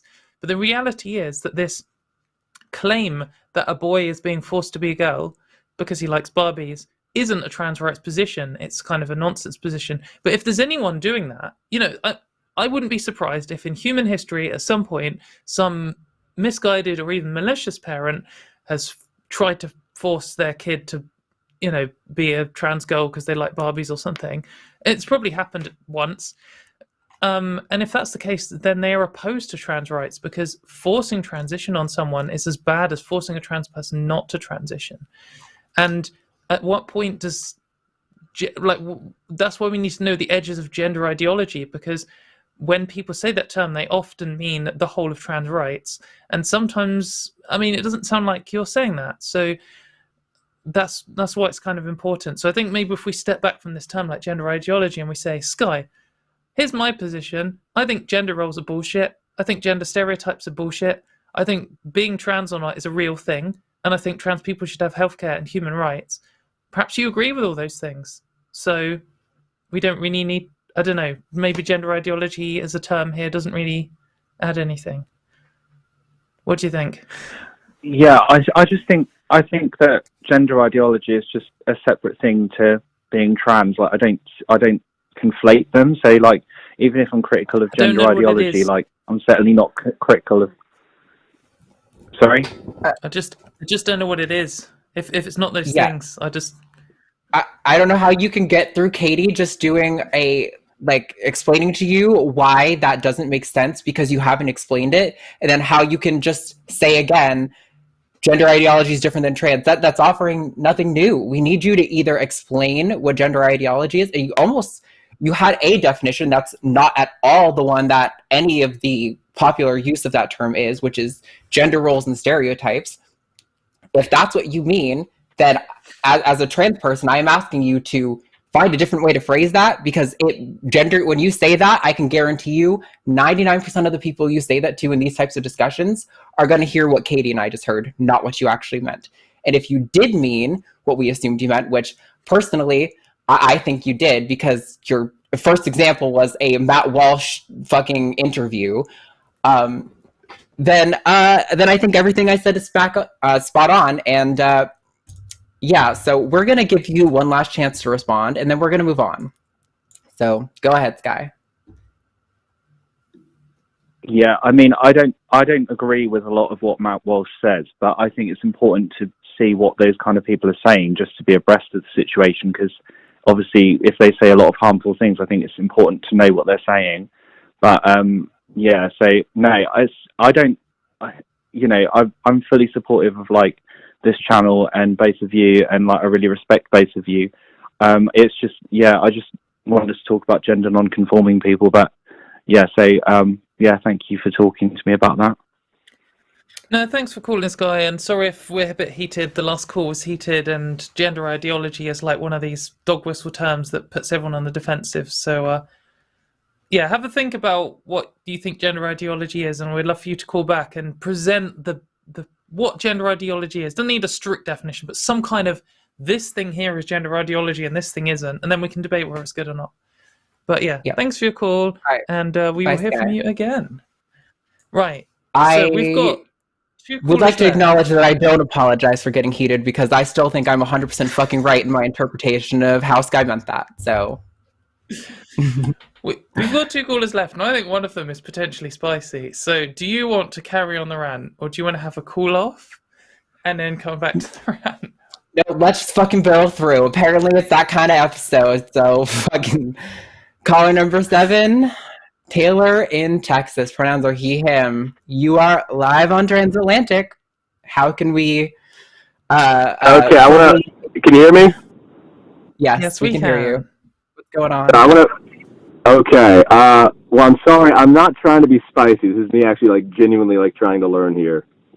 So, first off, Arden, definitely valid on your ranting on that one. That guy was definitely trying to put something in there that was not valid. But, I have been kind of in this period of like trying to rediscover what I believe in the past like 3 years or so, which has been religion, politics, and recently from going to more liberal viewpoints and trying to be an ally for LGBT, especially with Matt Walsh and Jordan Peterson kind of reigniting to an extent a lot of transphobia recently, trying to be an ally and looking at gender dysphoria, and from there kind of had an oh shit moment of like, oh no, I'm relating to a lot of this, and so but with that comes a lot of rationalization and trying to counter argue against that, if that makes sense, because there's a lot of signs going forward, looking back rather. I'm kind of rambling right now, a little nervous. That's okay. But trying to find reasons to discount that possible transness, seeing detransitioners and AGP and other ways to, I don't really know how to describe it verbally, but with that one of the main things that has been a factor is the somewhat, I always considered it like a fetish or a kink. It's going to get a little weird here. But since I was like 13, of the main pornographic material being male to female transition stuff, and always just kind of putting in a little box of like, oh, it's just this weird shit. And then realizing like, hey, that's not uncommon as a sign of gender dysphoria, but then also seeing other advocates of more gender critical people or TERFs being like, no, AGP, or like autogynephilia. I think that's the official word for it. But I've seen Katy tweeting a lot about it online. I don't really know the counter argument for it. I just know that it's kind of a back and forth between the two. So I'm really calling you to just be like, hey, what are the reasons behind this not being valid as kind of the main stick in the side of like a denial of myself, I guess you could say. I feel like I explained that horribly. So I just want to ask a clarifying question before we dive in. So are you specifically asking what is the counter argument to the like AGP classification, or are you talking about like how is that for some people? Maybe a relationship with trans porn could be indicative for them of a trans identity themselves, and it isn't for you. Like, is it one of those two that you're asking? I wonder if Taylor. I wonder if you're asking. You go ahead. No, you clarify. I'm not gonna. I won't. No, you're good. Kind of a combo of the two of like, for one, the intellectual, like here's the kind of scientific research basis on why this is invalid, and additionally, just kind of like for an individual, like, and I guess kind of I don't know if I assume you can read the topic question of like how to know if like individual, and this it's not the only sign, but it's kind of like the big one that I'm like trying to block off as far as these are. 'Cause I mean, as far back as I can remember, I've kind of had the thought of like, oh man, like it'd be awesome to be a girl. I wish that were the thing, or just kind of like, hey, if I could like have my exact same life, but just like not be a guy, that'd be fantastic. So interesting. Well, that feeling I think is separate from the other questions you have, but I'm going to put that in a little box to the side for the moment. We're not going to touch that. Yeah. My bad. I'm not trying to do multi-topic here. Well, yeah. Sure. In terms of relationships with porn potentially having an indication for individuals of a trans identity themselves, I would say that it's not the relationship with porn that's the indication. I would say that for a lot of trans people, the only place where they ever saw trans people and trans bodies represented in media for a lot of history was pornography. So I think for a lot of people, that's indicative of a trans identity for themselves, simply on the basis that that's where their concept of the being able to modify your body to such an extent that you could like become a woman, it like originates. It's not necessarily that the porn is indicative of your transness. It's that some people might have that relationship because that's the only place they got exposure to trans identities ever. In terms of what is AGP and why is it bullshit, it's a really easy answer. Classifications like that are universally not useful, which is why things like Myers-Briggs suck. They don't actually describe the fullness of human experience ever. They try to boil it down into these simple categories that are easy to fit people in, but the reality is that people don't fit into those categories. When you look at the definitions that Ray Blanchard uses for the person who developed the theory of autogynephilic transsexuals and homosexual transsexuals, the classifications are extremely like lacking in detail for what people fit into one of those. And I think everyone in the trans community could probably say they know like 500 people who fit into like both at the same time and neither. They're just extremely flawed methods of categorizing people. And I think for trans people, it's particularly harmful because this AGP thing frames transness as a fetish. And while there could be people out there who maybe imagining themselves as a woman can be like a sexual thing, it's not necessarily the case for people who fit into who Ray Blanchard would classify as an autogynephilic transsexual. But I don't know if Katy, you have other thoughts on that as well.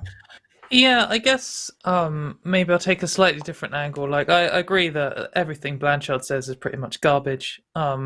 And there's a reason why his views on trans people aren't part of the mainstream scientific and medical science view on what trans people are. It's because it's fucking garbage.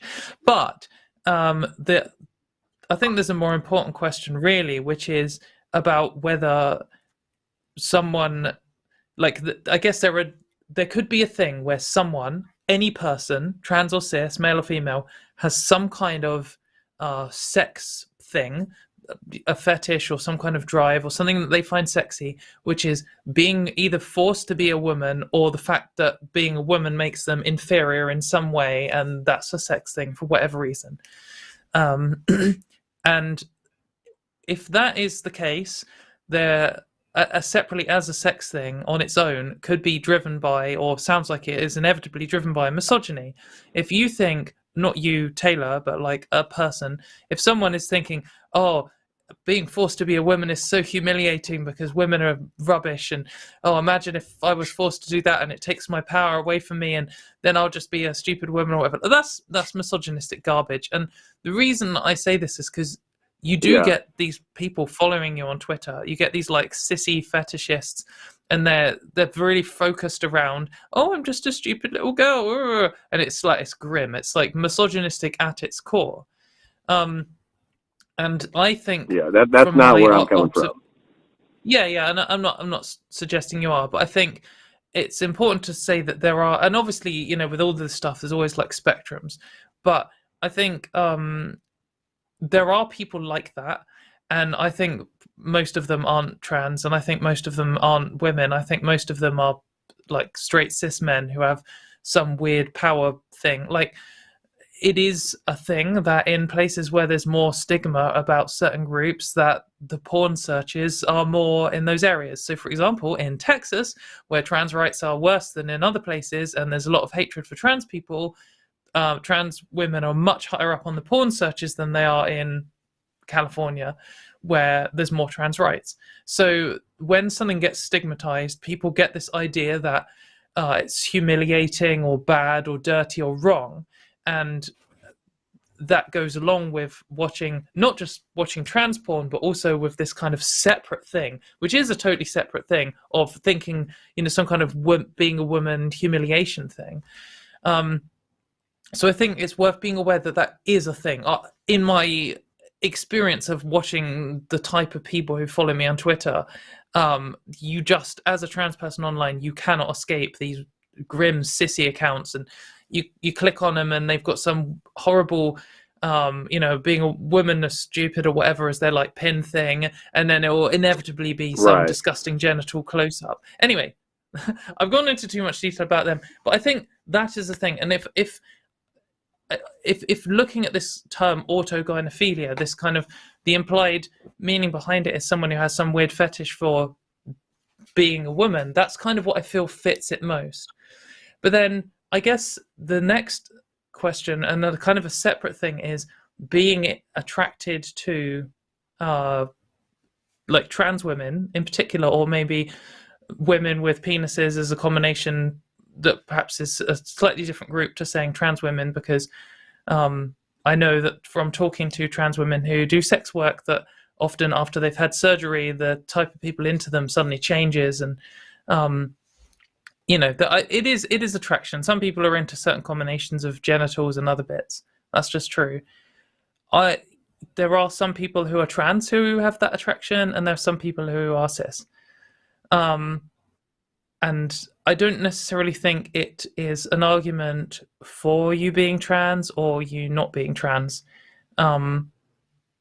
because it's just a thing. Some people are attracted to certain body setups and others aren't. And then finally, there's the kind of, are you a trans person in the closet who is just looking for a way to express themselves and has discovered this? It's a bit like, I play, every time I get a choice in a computer game, or every time I get to read the main character, it's a woman or something. Some people are like, I want to watch porn and I feel like this is the only thing that represents me. I don't know. I can't really emphasize it. I'm not a porn connoisseur. Yeah. I wasn't being like, hey, diagnose me as trans or anything. I was coming off that topic right there. But I think it's good to be able to compartmentalize this and be like, well, there is this thing which is some internal misogynistic horror show, and then there are some people who just like porn with trans people in it, and then there also are trans people who are like repressing, and that is a way in which they have experienced a way of not being so repressed. And you could even have one or more of those at once. But I think the best thing to do would be to try and destigmatize it for you in your mind. Like, being attracted to a trans woman is not bad, but a lot of society says it is. So maybe that's you. Maybe you're just like a straight cis man who's attracted to trans women, and if you destigmatized it in your mind, you wouldn't feel this like pressure. Maybe I'm only saying this for completeness, maybe you've got this weird sick whatever where you think women are inferior or something. Then maybe it's time to address the fact that women are equal to men. Or maybe it's the other thing, and you need to destigmatize the idea of potentially being trans. And destigmatizing all of these things is net good for you anyway, whatever the result is. Like, women are people, trans people are people, and whoever you are, you're still valid and worthy, and you're still a good person. And perhaps working through those things will let you separate it. Because like people watch porn, like some people have trans partners, that's fine. And you don't need to be like feeling stressed about it. I feel like I've got another thing to say, but I'm kind of going off, and we do have another caller, and Arden's got a thing to say. So. You kind of cut out there. What was that last part you said there? She was just saying she's passing over to Arden. Yeah, we'll give you one chance to respond, Taylor. The only thing I want to add is kind of the core of your question, I think, which is on the call notes, how to know if an individual transness is legitimate, right? The fact is, there is like no way that you prove beyond a shadow of a doubt that any individual is like a real trans person, right? You can't look into someone's mind and find the trans switch turned on. That's not a thing that exists.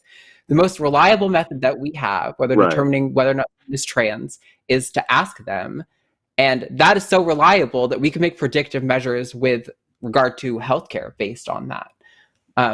So it's not as satisfying an answer because people, they want something like a blood test or something. But the reality is a lot of medical conditions are diagnosed on a clinical basis, on their say-so to a qualified clinician.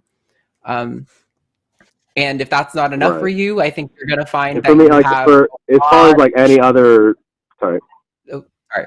I was just going to say, if getting a diagnosis or, talking to a doctor or having a say-so isn't sufficient for you, you're going to be logically consistent, have to take issue with a multitude of clinical diagnoses that get made in like a medical setting in general. But sorry, go on. After your next point, we're probably going to move on. So that in mind.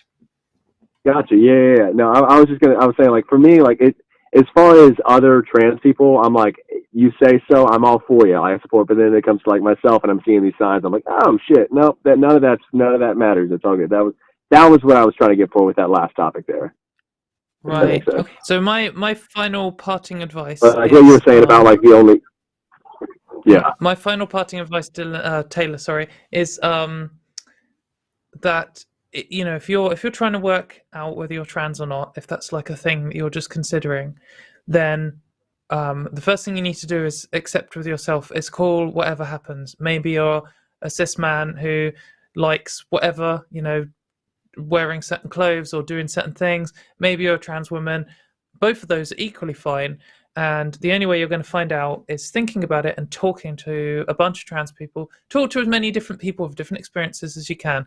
Talk to trans women, talk to non-binary people, talk to detransitioners, talk to cis people, and just explore and find out. And it takes a long time. And regardless of where you end up, it's good to just explore and find out, because then you'll be more relaxed from doing so. And also call in again. We'd love to talk. I've got more things to say, but we've got to move on. Thanks for your call. Yeah.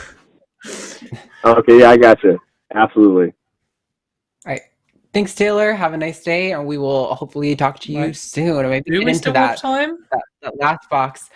I don't know if we do. We are already 10 minutes over the end of the call-in portion. So as much as I hate to do this to the caller on the line, I think we're going to have to let you go without taking your call, but we'll take you first next week. Yeah, if you call back next week, call back like 10 minutes ahead of the start show time, or maybe more like 5 minutes to 10 Just minutes. Say you called in.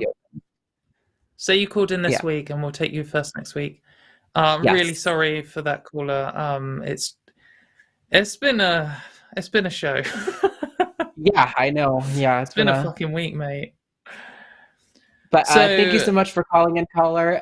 Do you want to do announcements and stuff, or? Yeah, I was just going to say, before we move on to the next part of the show, which is the super chats. So if you would like to send a super chat, if you would like to berate me for getting angry for the first time on the show, then please do send a super chat in, and we will read them out in a second. Before that, we do have one celebratory announcement, which is this channel, which is The Line, which hosts the Transatlantic Call-In show that you're watching at the moment, but also the Hang Up and the Sunday show, and potentially a mystery show coming soon. This channel just hit 69,000 followers, so nice in the chat. So that's exciting. Shout out to everyone who has subscribed. You were part of the first 69k.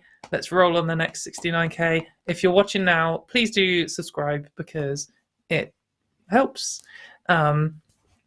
And then the other thing, I'll just reiterate, if you'd like to help out on this show, we need call screeners and we need mods for the chat. And both of those would be a great help. At the moment, Jimmy's pulling like 100 different strings, like some kind of puppet master behind the scenes. And it would be good if someone could do call screening. It's kind of fun. You get to talk to all of the glorious people that you heard today. It's good stuff. It's not as scary being call screener as a host. But so the next stage is Super Chats. Arden, are you ready? All right, I'm ready. I will take the first one. We've got $10 from James Call. Whoop, whoop. Ballot question 1 in Nevada is to amend the Nevada. Wow, I was like, what's NV? Nevada Constitution to add a specific guarantee that equality of rights shall not be denied or abridged. Includes sex, sexual orientation. And I'm guessing that goes on to say gender identity. Is the GE? That's great. I love to hear that. Not surprised. I feel like Nevada's probably in like a California, New York situation where even if the rest of the state is red, the biggest main city is so population dense and so blue that it overtakes the state in terms of their legislation. But hey, I'm okay with that. That's great. I'm glad to hear that. So if there are any of our viewers who are in Nevada, hopefully that goes well for you. And that means you're able to have better access to all of the things: healthcare, housing, education, yada, yada. Yeah, next. Oh, continuing, gender identity or expression. # Team Poppy. Oh, look who's just showed up. Nice. Wow, good timing, Poppy. She knew. She said, I'm about to get a vote. I'm going to go hop up on Katie's lap and show my face. Wait, so is this one me or you, since you read the second half of that last one? What's this? What's this score? Whoa, sweet. Stop the count. It was a typo. I'll do it because I only read it at the end. €5 from Yasmin Meadowflower. I know, Katie, that you like mayo. What is this? Try and put me in a rage. You just need to come out from the mayo closet. Keep the mayo flag high. An evil smiley face. # Team Mayo. Oh, for goodness sake.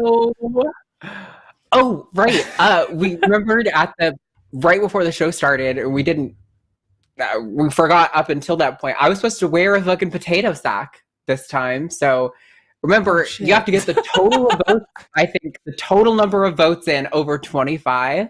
And then whoever wins gets the punishment. So I will do the punishment next time Katie and I are on to make up for it. Why didn't we do it this time? I totally forgot. Do you know why? Do you know why we didn't do it this time? It's because Jimmy didn't turn up to the weekly meeting. So that I'm totally unnecessary for. Thank you, guys. Next.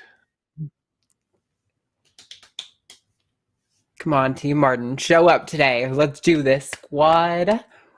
We got £5 from Sean Isherwood. The probability of any two elements chosen at random with replacement from a finite non-abelian alien group commute is almost as at most 5/8. I said words just then. A whole bunch of them. Yeah, I don't know all of those adjectives. Okay. Thanks, Sean. That's a Google one for me. Non-abelian. I definitely gotta Google that. Well, it's just when it's not abelian, isn't it? You know, come on.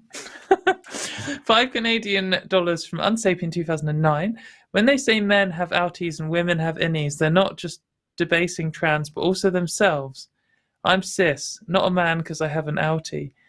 Yeah, I mean, we can argue that genitals play a role in people's lives and what have you, but I endeavour to see almost no genitals in my day-to-day life. That's like one of my daily goals. When I wake up, I'm like, I hope today I see no genitals. So it seems a bit weird to pretend society has to be focused all around them. Next. Yes, would agree. Thank you. 669 Canadian from Rebus Win. That's the Rebus who called earlier. I know I normally go for # Team Arden. Normally, Rebus, I don't like how this is starting. A lot of Twitter GCs and tourists think I'm a puppet account from Katy, so I have no choice but to be Team Katy. It's true. Rebus is just a little Katy puppet. It's true. In fact, I don't know if you noticed on this call, but I was actually ventriloquist side mouthing. Wow. Yeah. You're really good at that. You should go on like Britain's Got Talent or whatever. I'm sure Simon Cowell would love you. He loves ventriloquists. I don't know if that's sarcastic or not. Thank you, Rebus. Next. It actually is true. There have been like a lot of ventriloquists on that show that he weirdly likes more than other people sometimes, and I'm like, what? That's so random. 10 euros from Donuts. Ahoy! I can't join today, but I love you. Joke Rowling sucks for goals. True. Thanks, Donuts. Donuts. But yeah, Rebus, if you want to go on Britain's Got Talent and pretend to be a ventriloquist act, well, we can do that. $9.99 from Charles the Persian. Thanks, Charles. Thank you so much. $9.99 from Louise Richardson. Gender ideology is not a thing. It's a phrase used to oppose the rights of transgender people. Yeah, which is I've never seen gender ideology used for anything different than that, which is why I just can't really believe that person. Like, I there's a chance that maybe they heard Matt Walsh say it and they didn't know the like deep history behind that word and how it's used. But even so, the way they were applying it was clearly indicating that like the acceptance of trans people is a problem for gender nonconforming people in some capacity, which I don't know how you could say that you didn't mean it in the way that it's always used, but then have that be your like primary point of calling in, like that those things are incompatible in my view. But either way, also I've seen there have been a dearth of votes. Come on, step it up, people. If you want one of the punishment to actually be implemented, you got to get those numbers up there. I think Arden has to do it twice in a row when she loses this one because of the failure for us to do it this time. £5 from Nichols, supporting gender okayology, where someone says what their gender is and society says okay. Yeah, I'm on board with this. It sounds good. You're like, oh, actually, I'm a woman. Okay. Okay. Not to betray Arden since I like Mayo, but Team Katy. Look, I feel like this is the thing. People who like Mayo and vote for Katy are like, oh, I like Mayo, but Team Katy. And then she gives you that look. Do you want someone who treats you like that in your life? You deserve better. You deserve to have someone who loves you for all of your constituent parts. And that's me. I love you, even for your Mayo love. I'm like these conservatives who pretend to like LGBT alliance while they're trying to wipe trans people out, and then the second it's gone, they're going to go for gay people. I'll pretend to like you slime lovers who like me until we've eradicated Arden, but as soon as she's gone, you're next. Oh no, I need some dog whistles so I don't say the loud part quiet. Oh, the quiet part loud. We got $9.99 from Veronica McCormick. Blanchard would definitely call me AGP. I think I'm turned off by being related to as a male-bodied person is more accurate for me anyway. Yeah, that's another thing that I've heard people complain about, that the line between being aroused by being a woman and only being able to be aroused when your partner is viewing you and treating you as a woman is extremely gray, such that you can pretty much call every cis straight person like autogynephilic or autoandrophilic. Like it's kind of, it does not have a very strong definition. I saw a brilliant tweet from a anti-trans person the other day. They're like, how do you know if someone's AGP? They either say they're AGP or they deny they're AGP. And I was just like, it's like they said that seriously. I was like, well, I feel like it's just one of these nonsense accusations. Wouldn't that make people AGP too? Because if they deny it, then that's just evidence that they are. Only applies to trans women. And it's just one. Okay.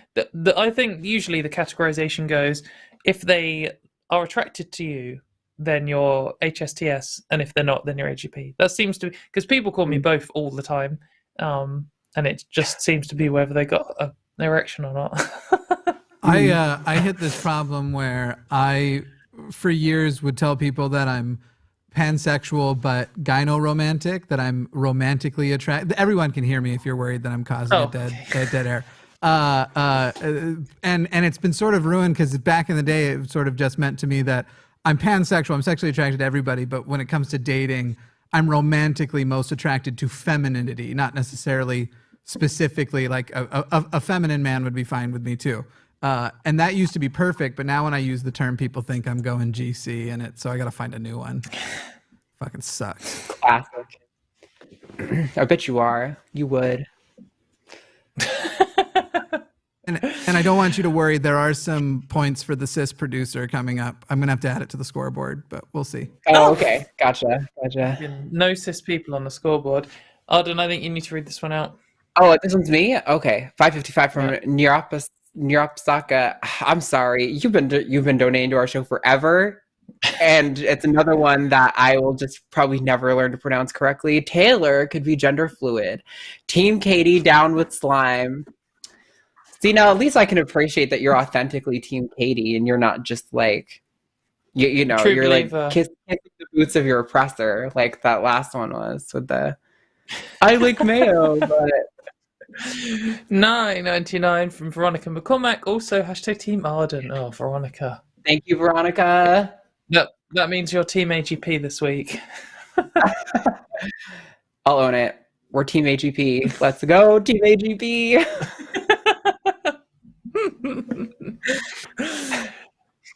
£5 for that's you. £5 from Missy Prime. Not going to berate Katy for getting mad. In fact, she earned her hashtag Team Katy for that rant.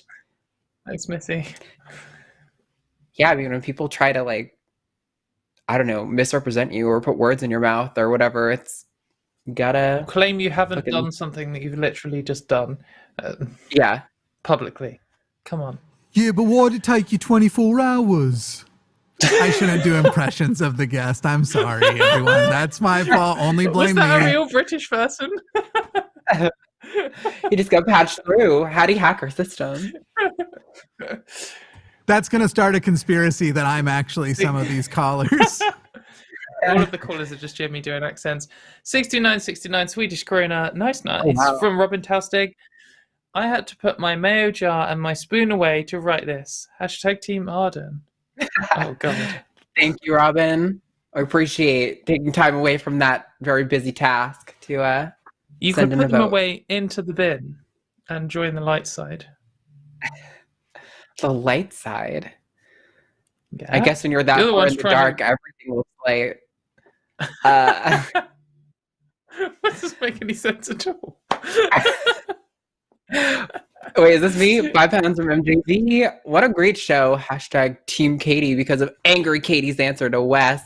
Thank because you. I promised last time. Thanks, MJ.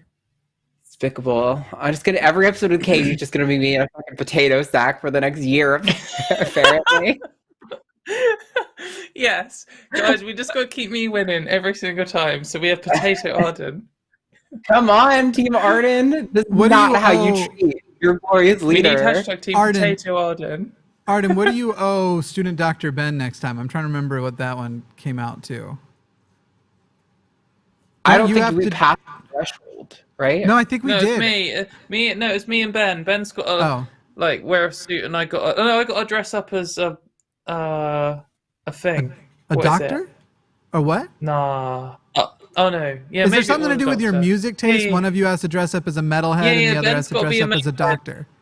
Yeah, and I got to be a doctor. Yeah, that's what it was. Yeah. Oh, okay.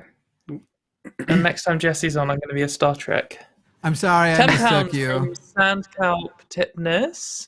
What is your mental model of the state of being trans? How do you know if someone is truly trans? To put another way, can someone be genuinely mistaken about being trans? That was kind of our last call. Yeah. I mean, if this is like a philosophy question, then yes, someone could be genuinely mistaken about being anything that they're confident that they are. But if we're doing a science question, then we look and we see that it's very rare if it happens at all.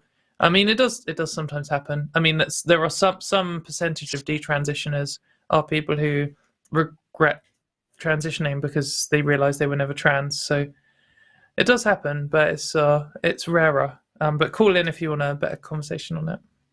Yeah, I'm a little more chill, so I'm gonna assume you're good faith, and that like the question to like ask you back is, how do you know that someone's truly homosexual? How do you know that someone's truly left-handed? How do you know that someone, you could go on about this over and over again. That one did come in before the call, so I imagine their question was answered. Cool, good. It's impossible to know, but it doesn't really fucking matter. I put the point on the board before I sent this one. Nice. $4.99 from Louise Richardson. Team Arden, Team Austin, Texas. I'll take Team Austin. I don't know about Team Texas in general, but I'll take the Team Arden. That's good. Hell yeah. $19.99 from Ramona. So lately I've noticed that my laser hair removal is actually working and my facial hair is like almost entirely gone. That's amazing. That's like the probably the single best transition step is for me, hair removal. Just thought I'd add some positivity to this super lighthearted, breezy episode. Hashtag Team Katy. Thanks, Ramona. Nice. Yeah, that's so exciting. I definitely it feels good to watch the follicles die. There's a point right after you get laser, like about like a week after, where the hair gets really dark and you can see the follicle underneath the skin. And if you put the lightest pressure on it, it just pops right out. Like it is ready to die and be shed. And oh man, does it feel good when those follicles start popping out of your face and you're like, yeah, motherfucker, get out of there. $5 from Aubrey. Well, I got my Orky on Monday. Oh, wow. Congratulations. And the normal incision leakage makes painkillers useful to me for the first time ever. Hashtag the bright side. Hashtag Team Poppy. Oh, congratulations, Aubrey. Oh, panty liners. I said painkillers. Wow, what did my brain do there? Yeah, I've panty liners useful to me for the first time ever. There we go. That's great. Awesome. So happy for you that you got that surgery. €10 from Jotun. Great job on both of you for not letting ill-defined dog whistles and faux outrage slide. Hashtag team whoever has the least points. Hashtag team on underdog. Whoa. Oh, okay. I'll take it. Yeah, I think it's always important. Like when someone does come in, I mean, potentially Sky was good faith. And didn't realize what gender ideology was. I know Arden doesn't think that, but like you never know for certain. But regardless, pardon me, gosh, when you when you do think that someone is good faith and they say a dog whistle, it's still important, especially on a show in front of people with an audience, to just highlight it and say, this is why this thing is going to upset people, even if you don't mean it like that. Sure. I think, though, it's also like, it's really common to have the unabashed gender critical people say something along the lines of, I support real trans people. I just don't support gender ideology or something along those lines. So the distinction to me of someone, granted, his inflection sounded more authentic than the people who I usually hear saying things like that. But you can't put a lot of stock in that. So I'm just going off the words he said. I'm like, you can tell me you support trans people, but the second you follow that up with you have a problem with gender ideology, to me, that just makes everything else seem hollow. Because, I mean, how often have we heard just like the most far right gender critical people say, oh, I support real trans people or something along that line as an addendum, when it's like clear they obviously don't. J.K. Rowling says that, so yeah, all the time. Say, yeah.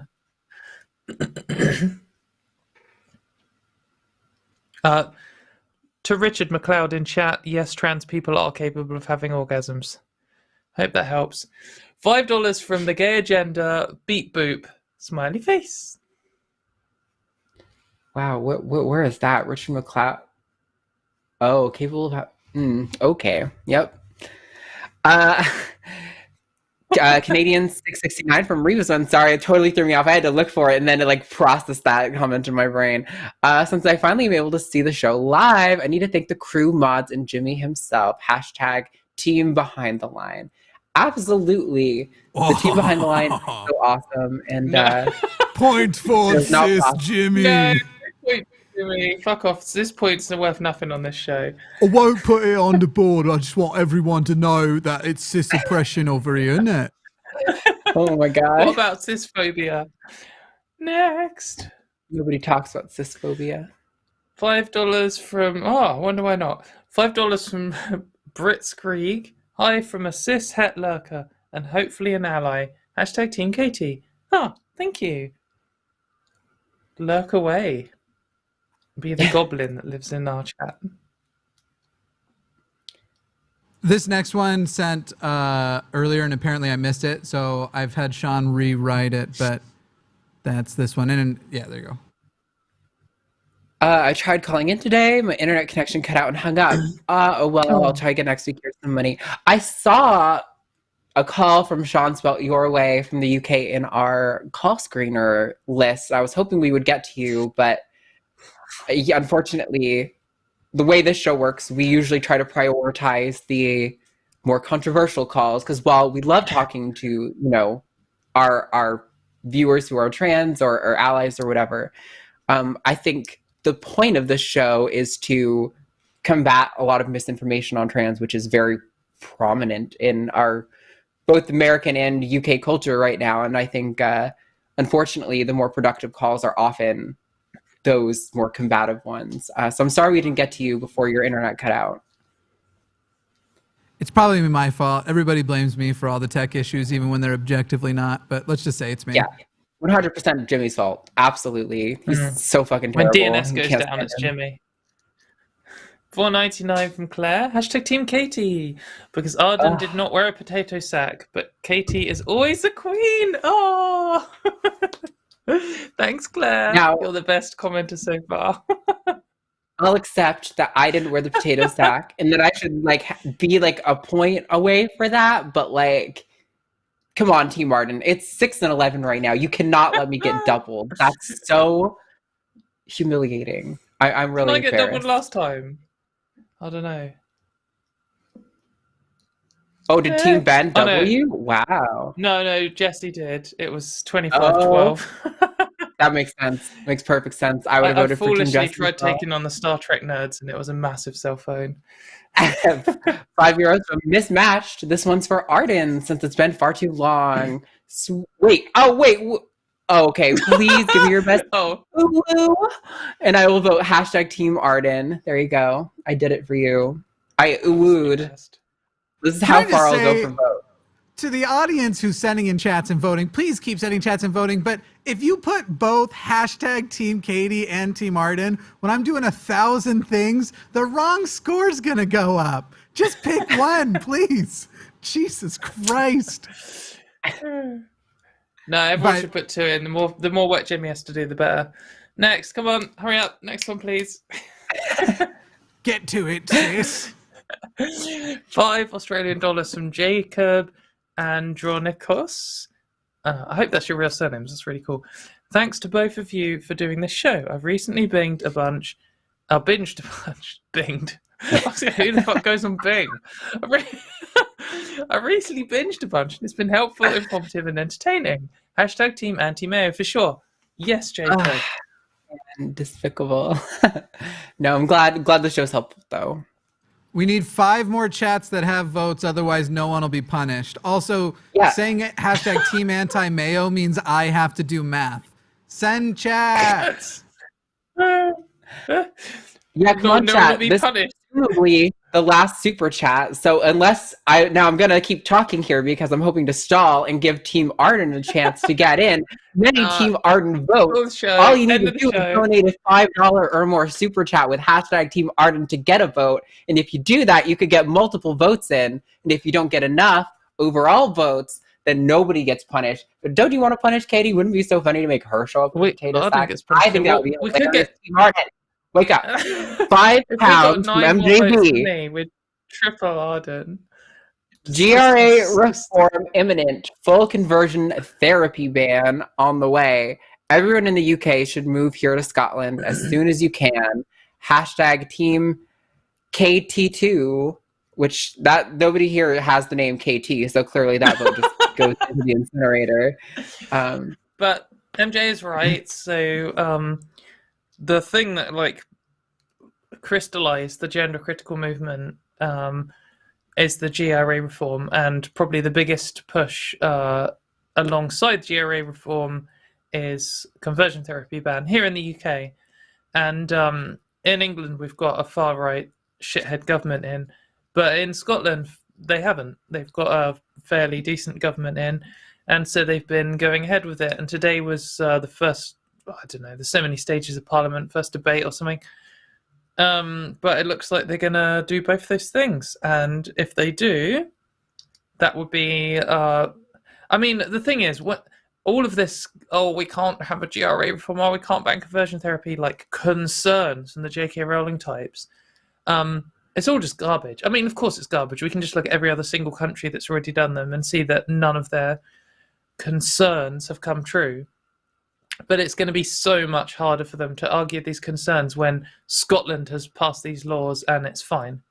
I really do think that when Scotland reforms the Gender Recognition Act, it's going to be such a big political destabilizer for the gender critical movement. And then that combined with most likely this far right government getting kicked out and a centre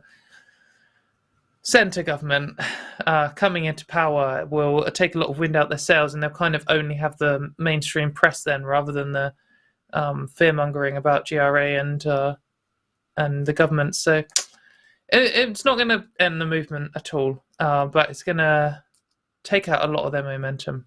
It'll change the scenes quite a lot. Anyway, we talked quite a lot there. We've just got 5 more votes for Team KT, so let's read them out and call it a day. There are quite a few more, though, coming in. Oh, got that one from Sean. See, this is what happens when you have a terrible producer like Jimmy. $5 from James Call. Okay, I'm a sucker. # Team Arden. James, I thought we were friends. Actually, this is what happens when you have a terrible producer. Like no, Jimmy. No, Jimmy, stop. You know, oh, that's fine. That's totally fine. I'll take that. Oh, you keep up with me? Oh, come on. Oh. Jimmy, excuse me, I need a moment to add one more point to the board for, who was it? Oh, this one was Arden. I'm being covered by the overwear here. Could someone please move it back to where it belongs? No, it's there. It's there now. We got 21 total votes. We're almost at the threshold. $5 from Jay Devon. # Team Everyone Trans. Oh, that's just a vote against Jimmy. I think that's a neutral vote, right? You can't put 2 Actually, on. I think it's just a vote for me. The overall total. It's a vote for me because Arden isn't really trans. She's a transgender, so. Oh, you mean I'm a cisgender woman? You're correct. You've identified my secret. This whole time, she's just been fucking LARPing. I definitely can't put 2 points on the board, so I assume that this anti-cis message was actually asking the cis producer to pick their favorite trans and give her a point. I think that must have been what. No, I won't. That's probably too far, and I don't want to get canceled again. It'd be unfair on Arden if you did that. So mean. Well, you did say I'm awful. £5 from Vela Celine. # Team Katy. Man, I'm gonna never get out of the potato sack. That was a $5 from Della Luna Glass. My 12-year-old brother told my very Christian mother. Told my mom. Wait. My 12-year-old brother told my very Christian mother. I think I'm gonna cross out the next 3 words. He feels at least 40% a girl in his head. Input # Team Arden. I think that. I mean, it's difficult if your mom's very Christian and might not be supportive no matter what % of girl your sibling feels. I think ideally they're 12 years old. They should probably, if you are able to afford a therapist or someone for them to talk to, I think that would be a great first step. giving them the ability to decide whether they want to like change how they present themselves or use different pronouns or something in school. If all of that seems good, then you'd probably want to find a doctor or endocrinologist who would potentially consider hormone blockers. I would say you don't want to do watchful waiting for too long, because that's generally going to end up with potentially more difficult outcomes for the kid. But it's not like they're going to be miserable or unhappy if they transition at 16 instead of 12. It's just the earlier you're able to give them care, the better their care is going to be overall. Yeah, but don't feel pressured. Take your own time to find out. Yeah. Or that's the message to them. Also, talking totally seriously while this is still covering my fucking face. 2 more points for Team Katy and the show's over. Come on. £10 from Helen Lawson. Missed half the show due to working late. Oh, Helen, you missed a spicy one. Sounds like I missed... Oh, yeah, you heard that. Sorry, Katy, but Arden gets my vote. Team Arden. Mayo is a food enhancer. It's not. That's right. I'm glad, though, that you have recognised it isn't a food. So that's step one. A food enhancer, not a food. Because, like, cocaine is probably a food enhancer. Actually, that's probably really stupid. I've never done cocaine. Like, LSD maybe might be a food enhancer, because you would just be like, whoa, what's going on? That's not food. Now you just need to realise that it's not... I probably shouldn't talk about my awareness of what the experience of LSD is like live. I was gonna say you are more right with the cocaine than the LSD, but whatever. Oh, okay. Yeah, that's probably true. I probably would agree with that. I'm a poser. I've never done any non-alcohols. And of course, we would never promote people do drugs that are illegal or damaging, no matter how awesome they are. Yeah, no matter how much intestinal strain. Yeah. Next. $5 mushrooms. Hashtag Team Arden. Let's go. Thank you, Von Rack. No, we need to end the show soon, because not having this catch up. Quick, all right. Guess the last one. Yeah. You don't like ketchup 25. either? I know ketchup's fine. Ketchup's fine. It's not slimy, so. Oh, £20. Wow, thank you very much, Anissa Walker. I think you from should lose Team it. Katy for the cute kitty appearance. I think if you take that long to get the super chat, I think you should lose the point. I know, I definitely need the point. That puts me on 15. And that's the last one. So, it's untrue. It needs to be the last one soon. Team Arden is not gonna quit. Oh, fuck you. Who's not gonna quit? Say that again. Okay, Ryvan Alphin, hashtag Team 80 when she is ranting. Team who? Whatever. It is weird. You just call me Team 80. It's weird you tried to end it early, because all the remainers are for you. No, there's one more for me. 5 Australian from Jacob. Wait, what happened to Joey Rodriguez? I'm looking at the chat right here. There's a Team Arden before Jacob and this is the last one. This is the final one. It's my name. Thanks. Stop also, I've been a bit infamous for requesting mayo removal since I was a kid. Yes, Jacob. Kindred spirits. Therefore, again, hashtag Team Anti-Mayo. Hashtag Jimmy do the math. So look, Jimmy, this chatter does not care about you either. You should not give this vote. You skipped the vote for me. Thank you. That should be 2 votes, to be completely honest. I mean, skipping it and getting bullied on the one that you did. I just uncovered your face, and you're really trying to do this again. I just want everyone to realize that whose behavior in this vote, you could say election, is the most drunken. You hear that? I think we should do civility politics, that we have to live up to these civil standards to get changes and progress made. I deny that. I will fight for you, Team Arden. I'm not gonna roll over and just portray myself to the masses in this amicable way so that I can get more votes. I'm gonna fight for you. Man, wouldn't it be wild if somebody just sent $25 super chats in a row that just said hashtag team somebody and just like shifted the, man, that would be wild if someone just sent $25 super chats in a row or more with the same name on it. That would show us. Don't do that. That would show us. It wouldn't show me. Don't do it. 5 Swiss francs from KKME7. Once upon a time, I'd have ignorantly identified as super straight. Oh, wow. Thank you for enlightening all the work you do. Hashtag Team Katy. Oh, thanks, KKME7. It's always good to hear when people change their minds on stuff. Absolutely. It's good to know that you're now super gay. It's okay. You'll come around on all of it eventually. I always thought super straight sounds quite gay because it's like, no, I'm so straight. I'm only attracted to very masculine things like dudes. I don't know. That's what it sounds like to me. There's a brilliant quote from, I think it's from a film called Layer Cake, where there's this like gangster and he's gay. And like his gangster minions like try and challenge him on it. And he's like, what? Fucking women's for puffs. I was like... I've seen a similar bit in a movie that I'm not going to plug because it's a pretty bad movie otherwise, but where they're like, oh, I like girls and flowery things and perfume. That's gay.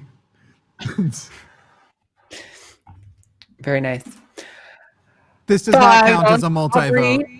Hashtag Team Arden, hashtag Team Arden, hashtag Team Arden, hashtag Team Arden, hashtag Team Arden, hashtag Team Arden, hashtag Team Arden. And yet only 1 point. I think that was the last one. I think that was the last one as well, isn't it? Look, this is just... Thanks, Wes. This is a rigged election. We need to steal back our democracy. We ought to storm the capital of the line and we just got offensive. Prove that you're true Mayo patriots.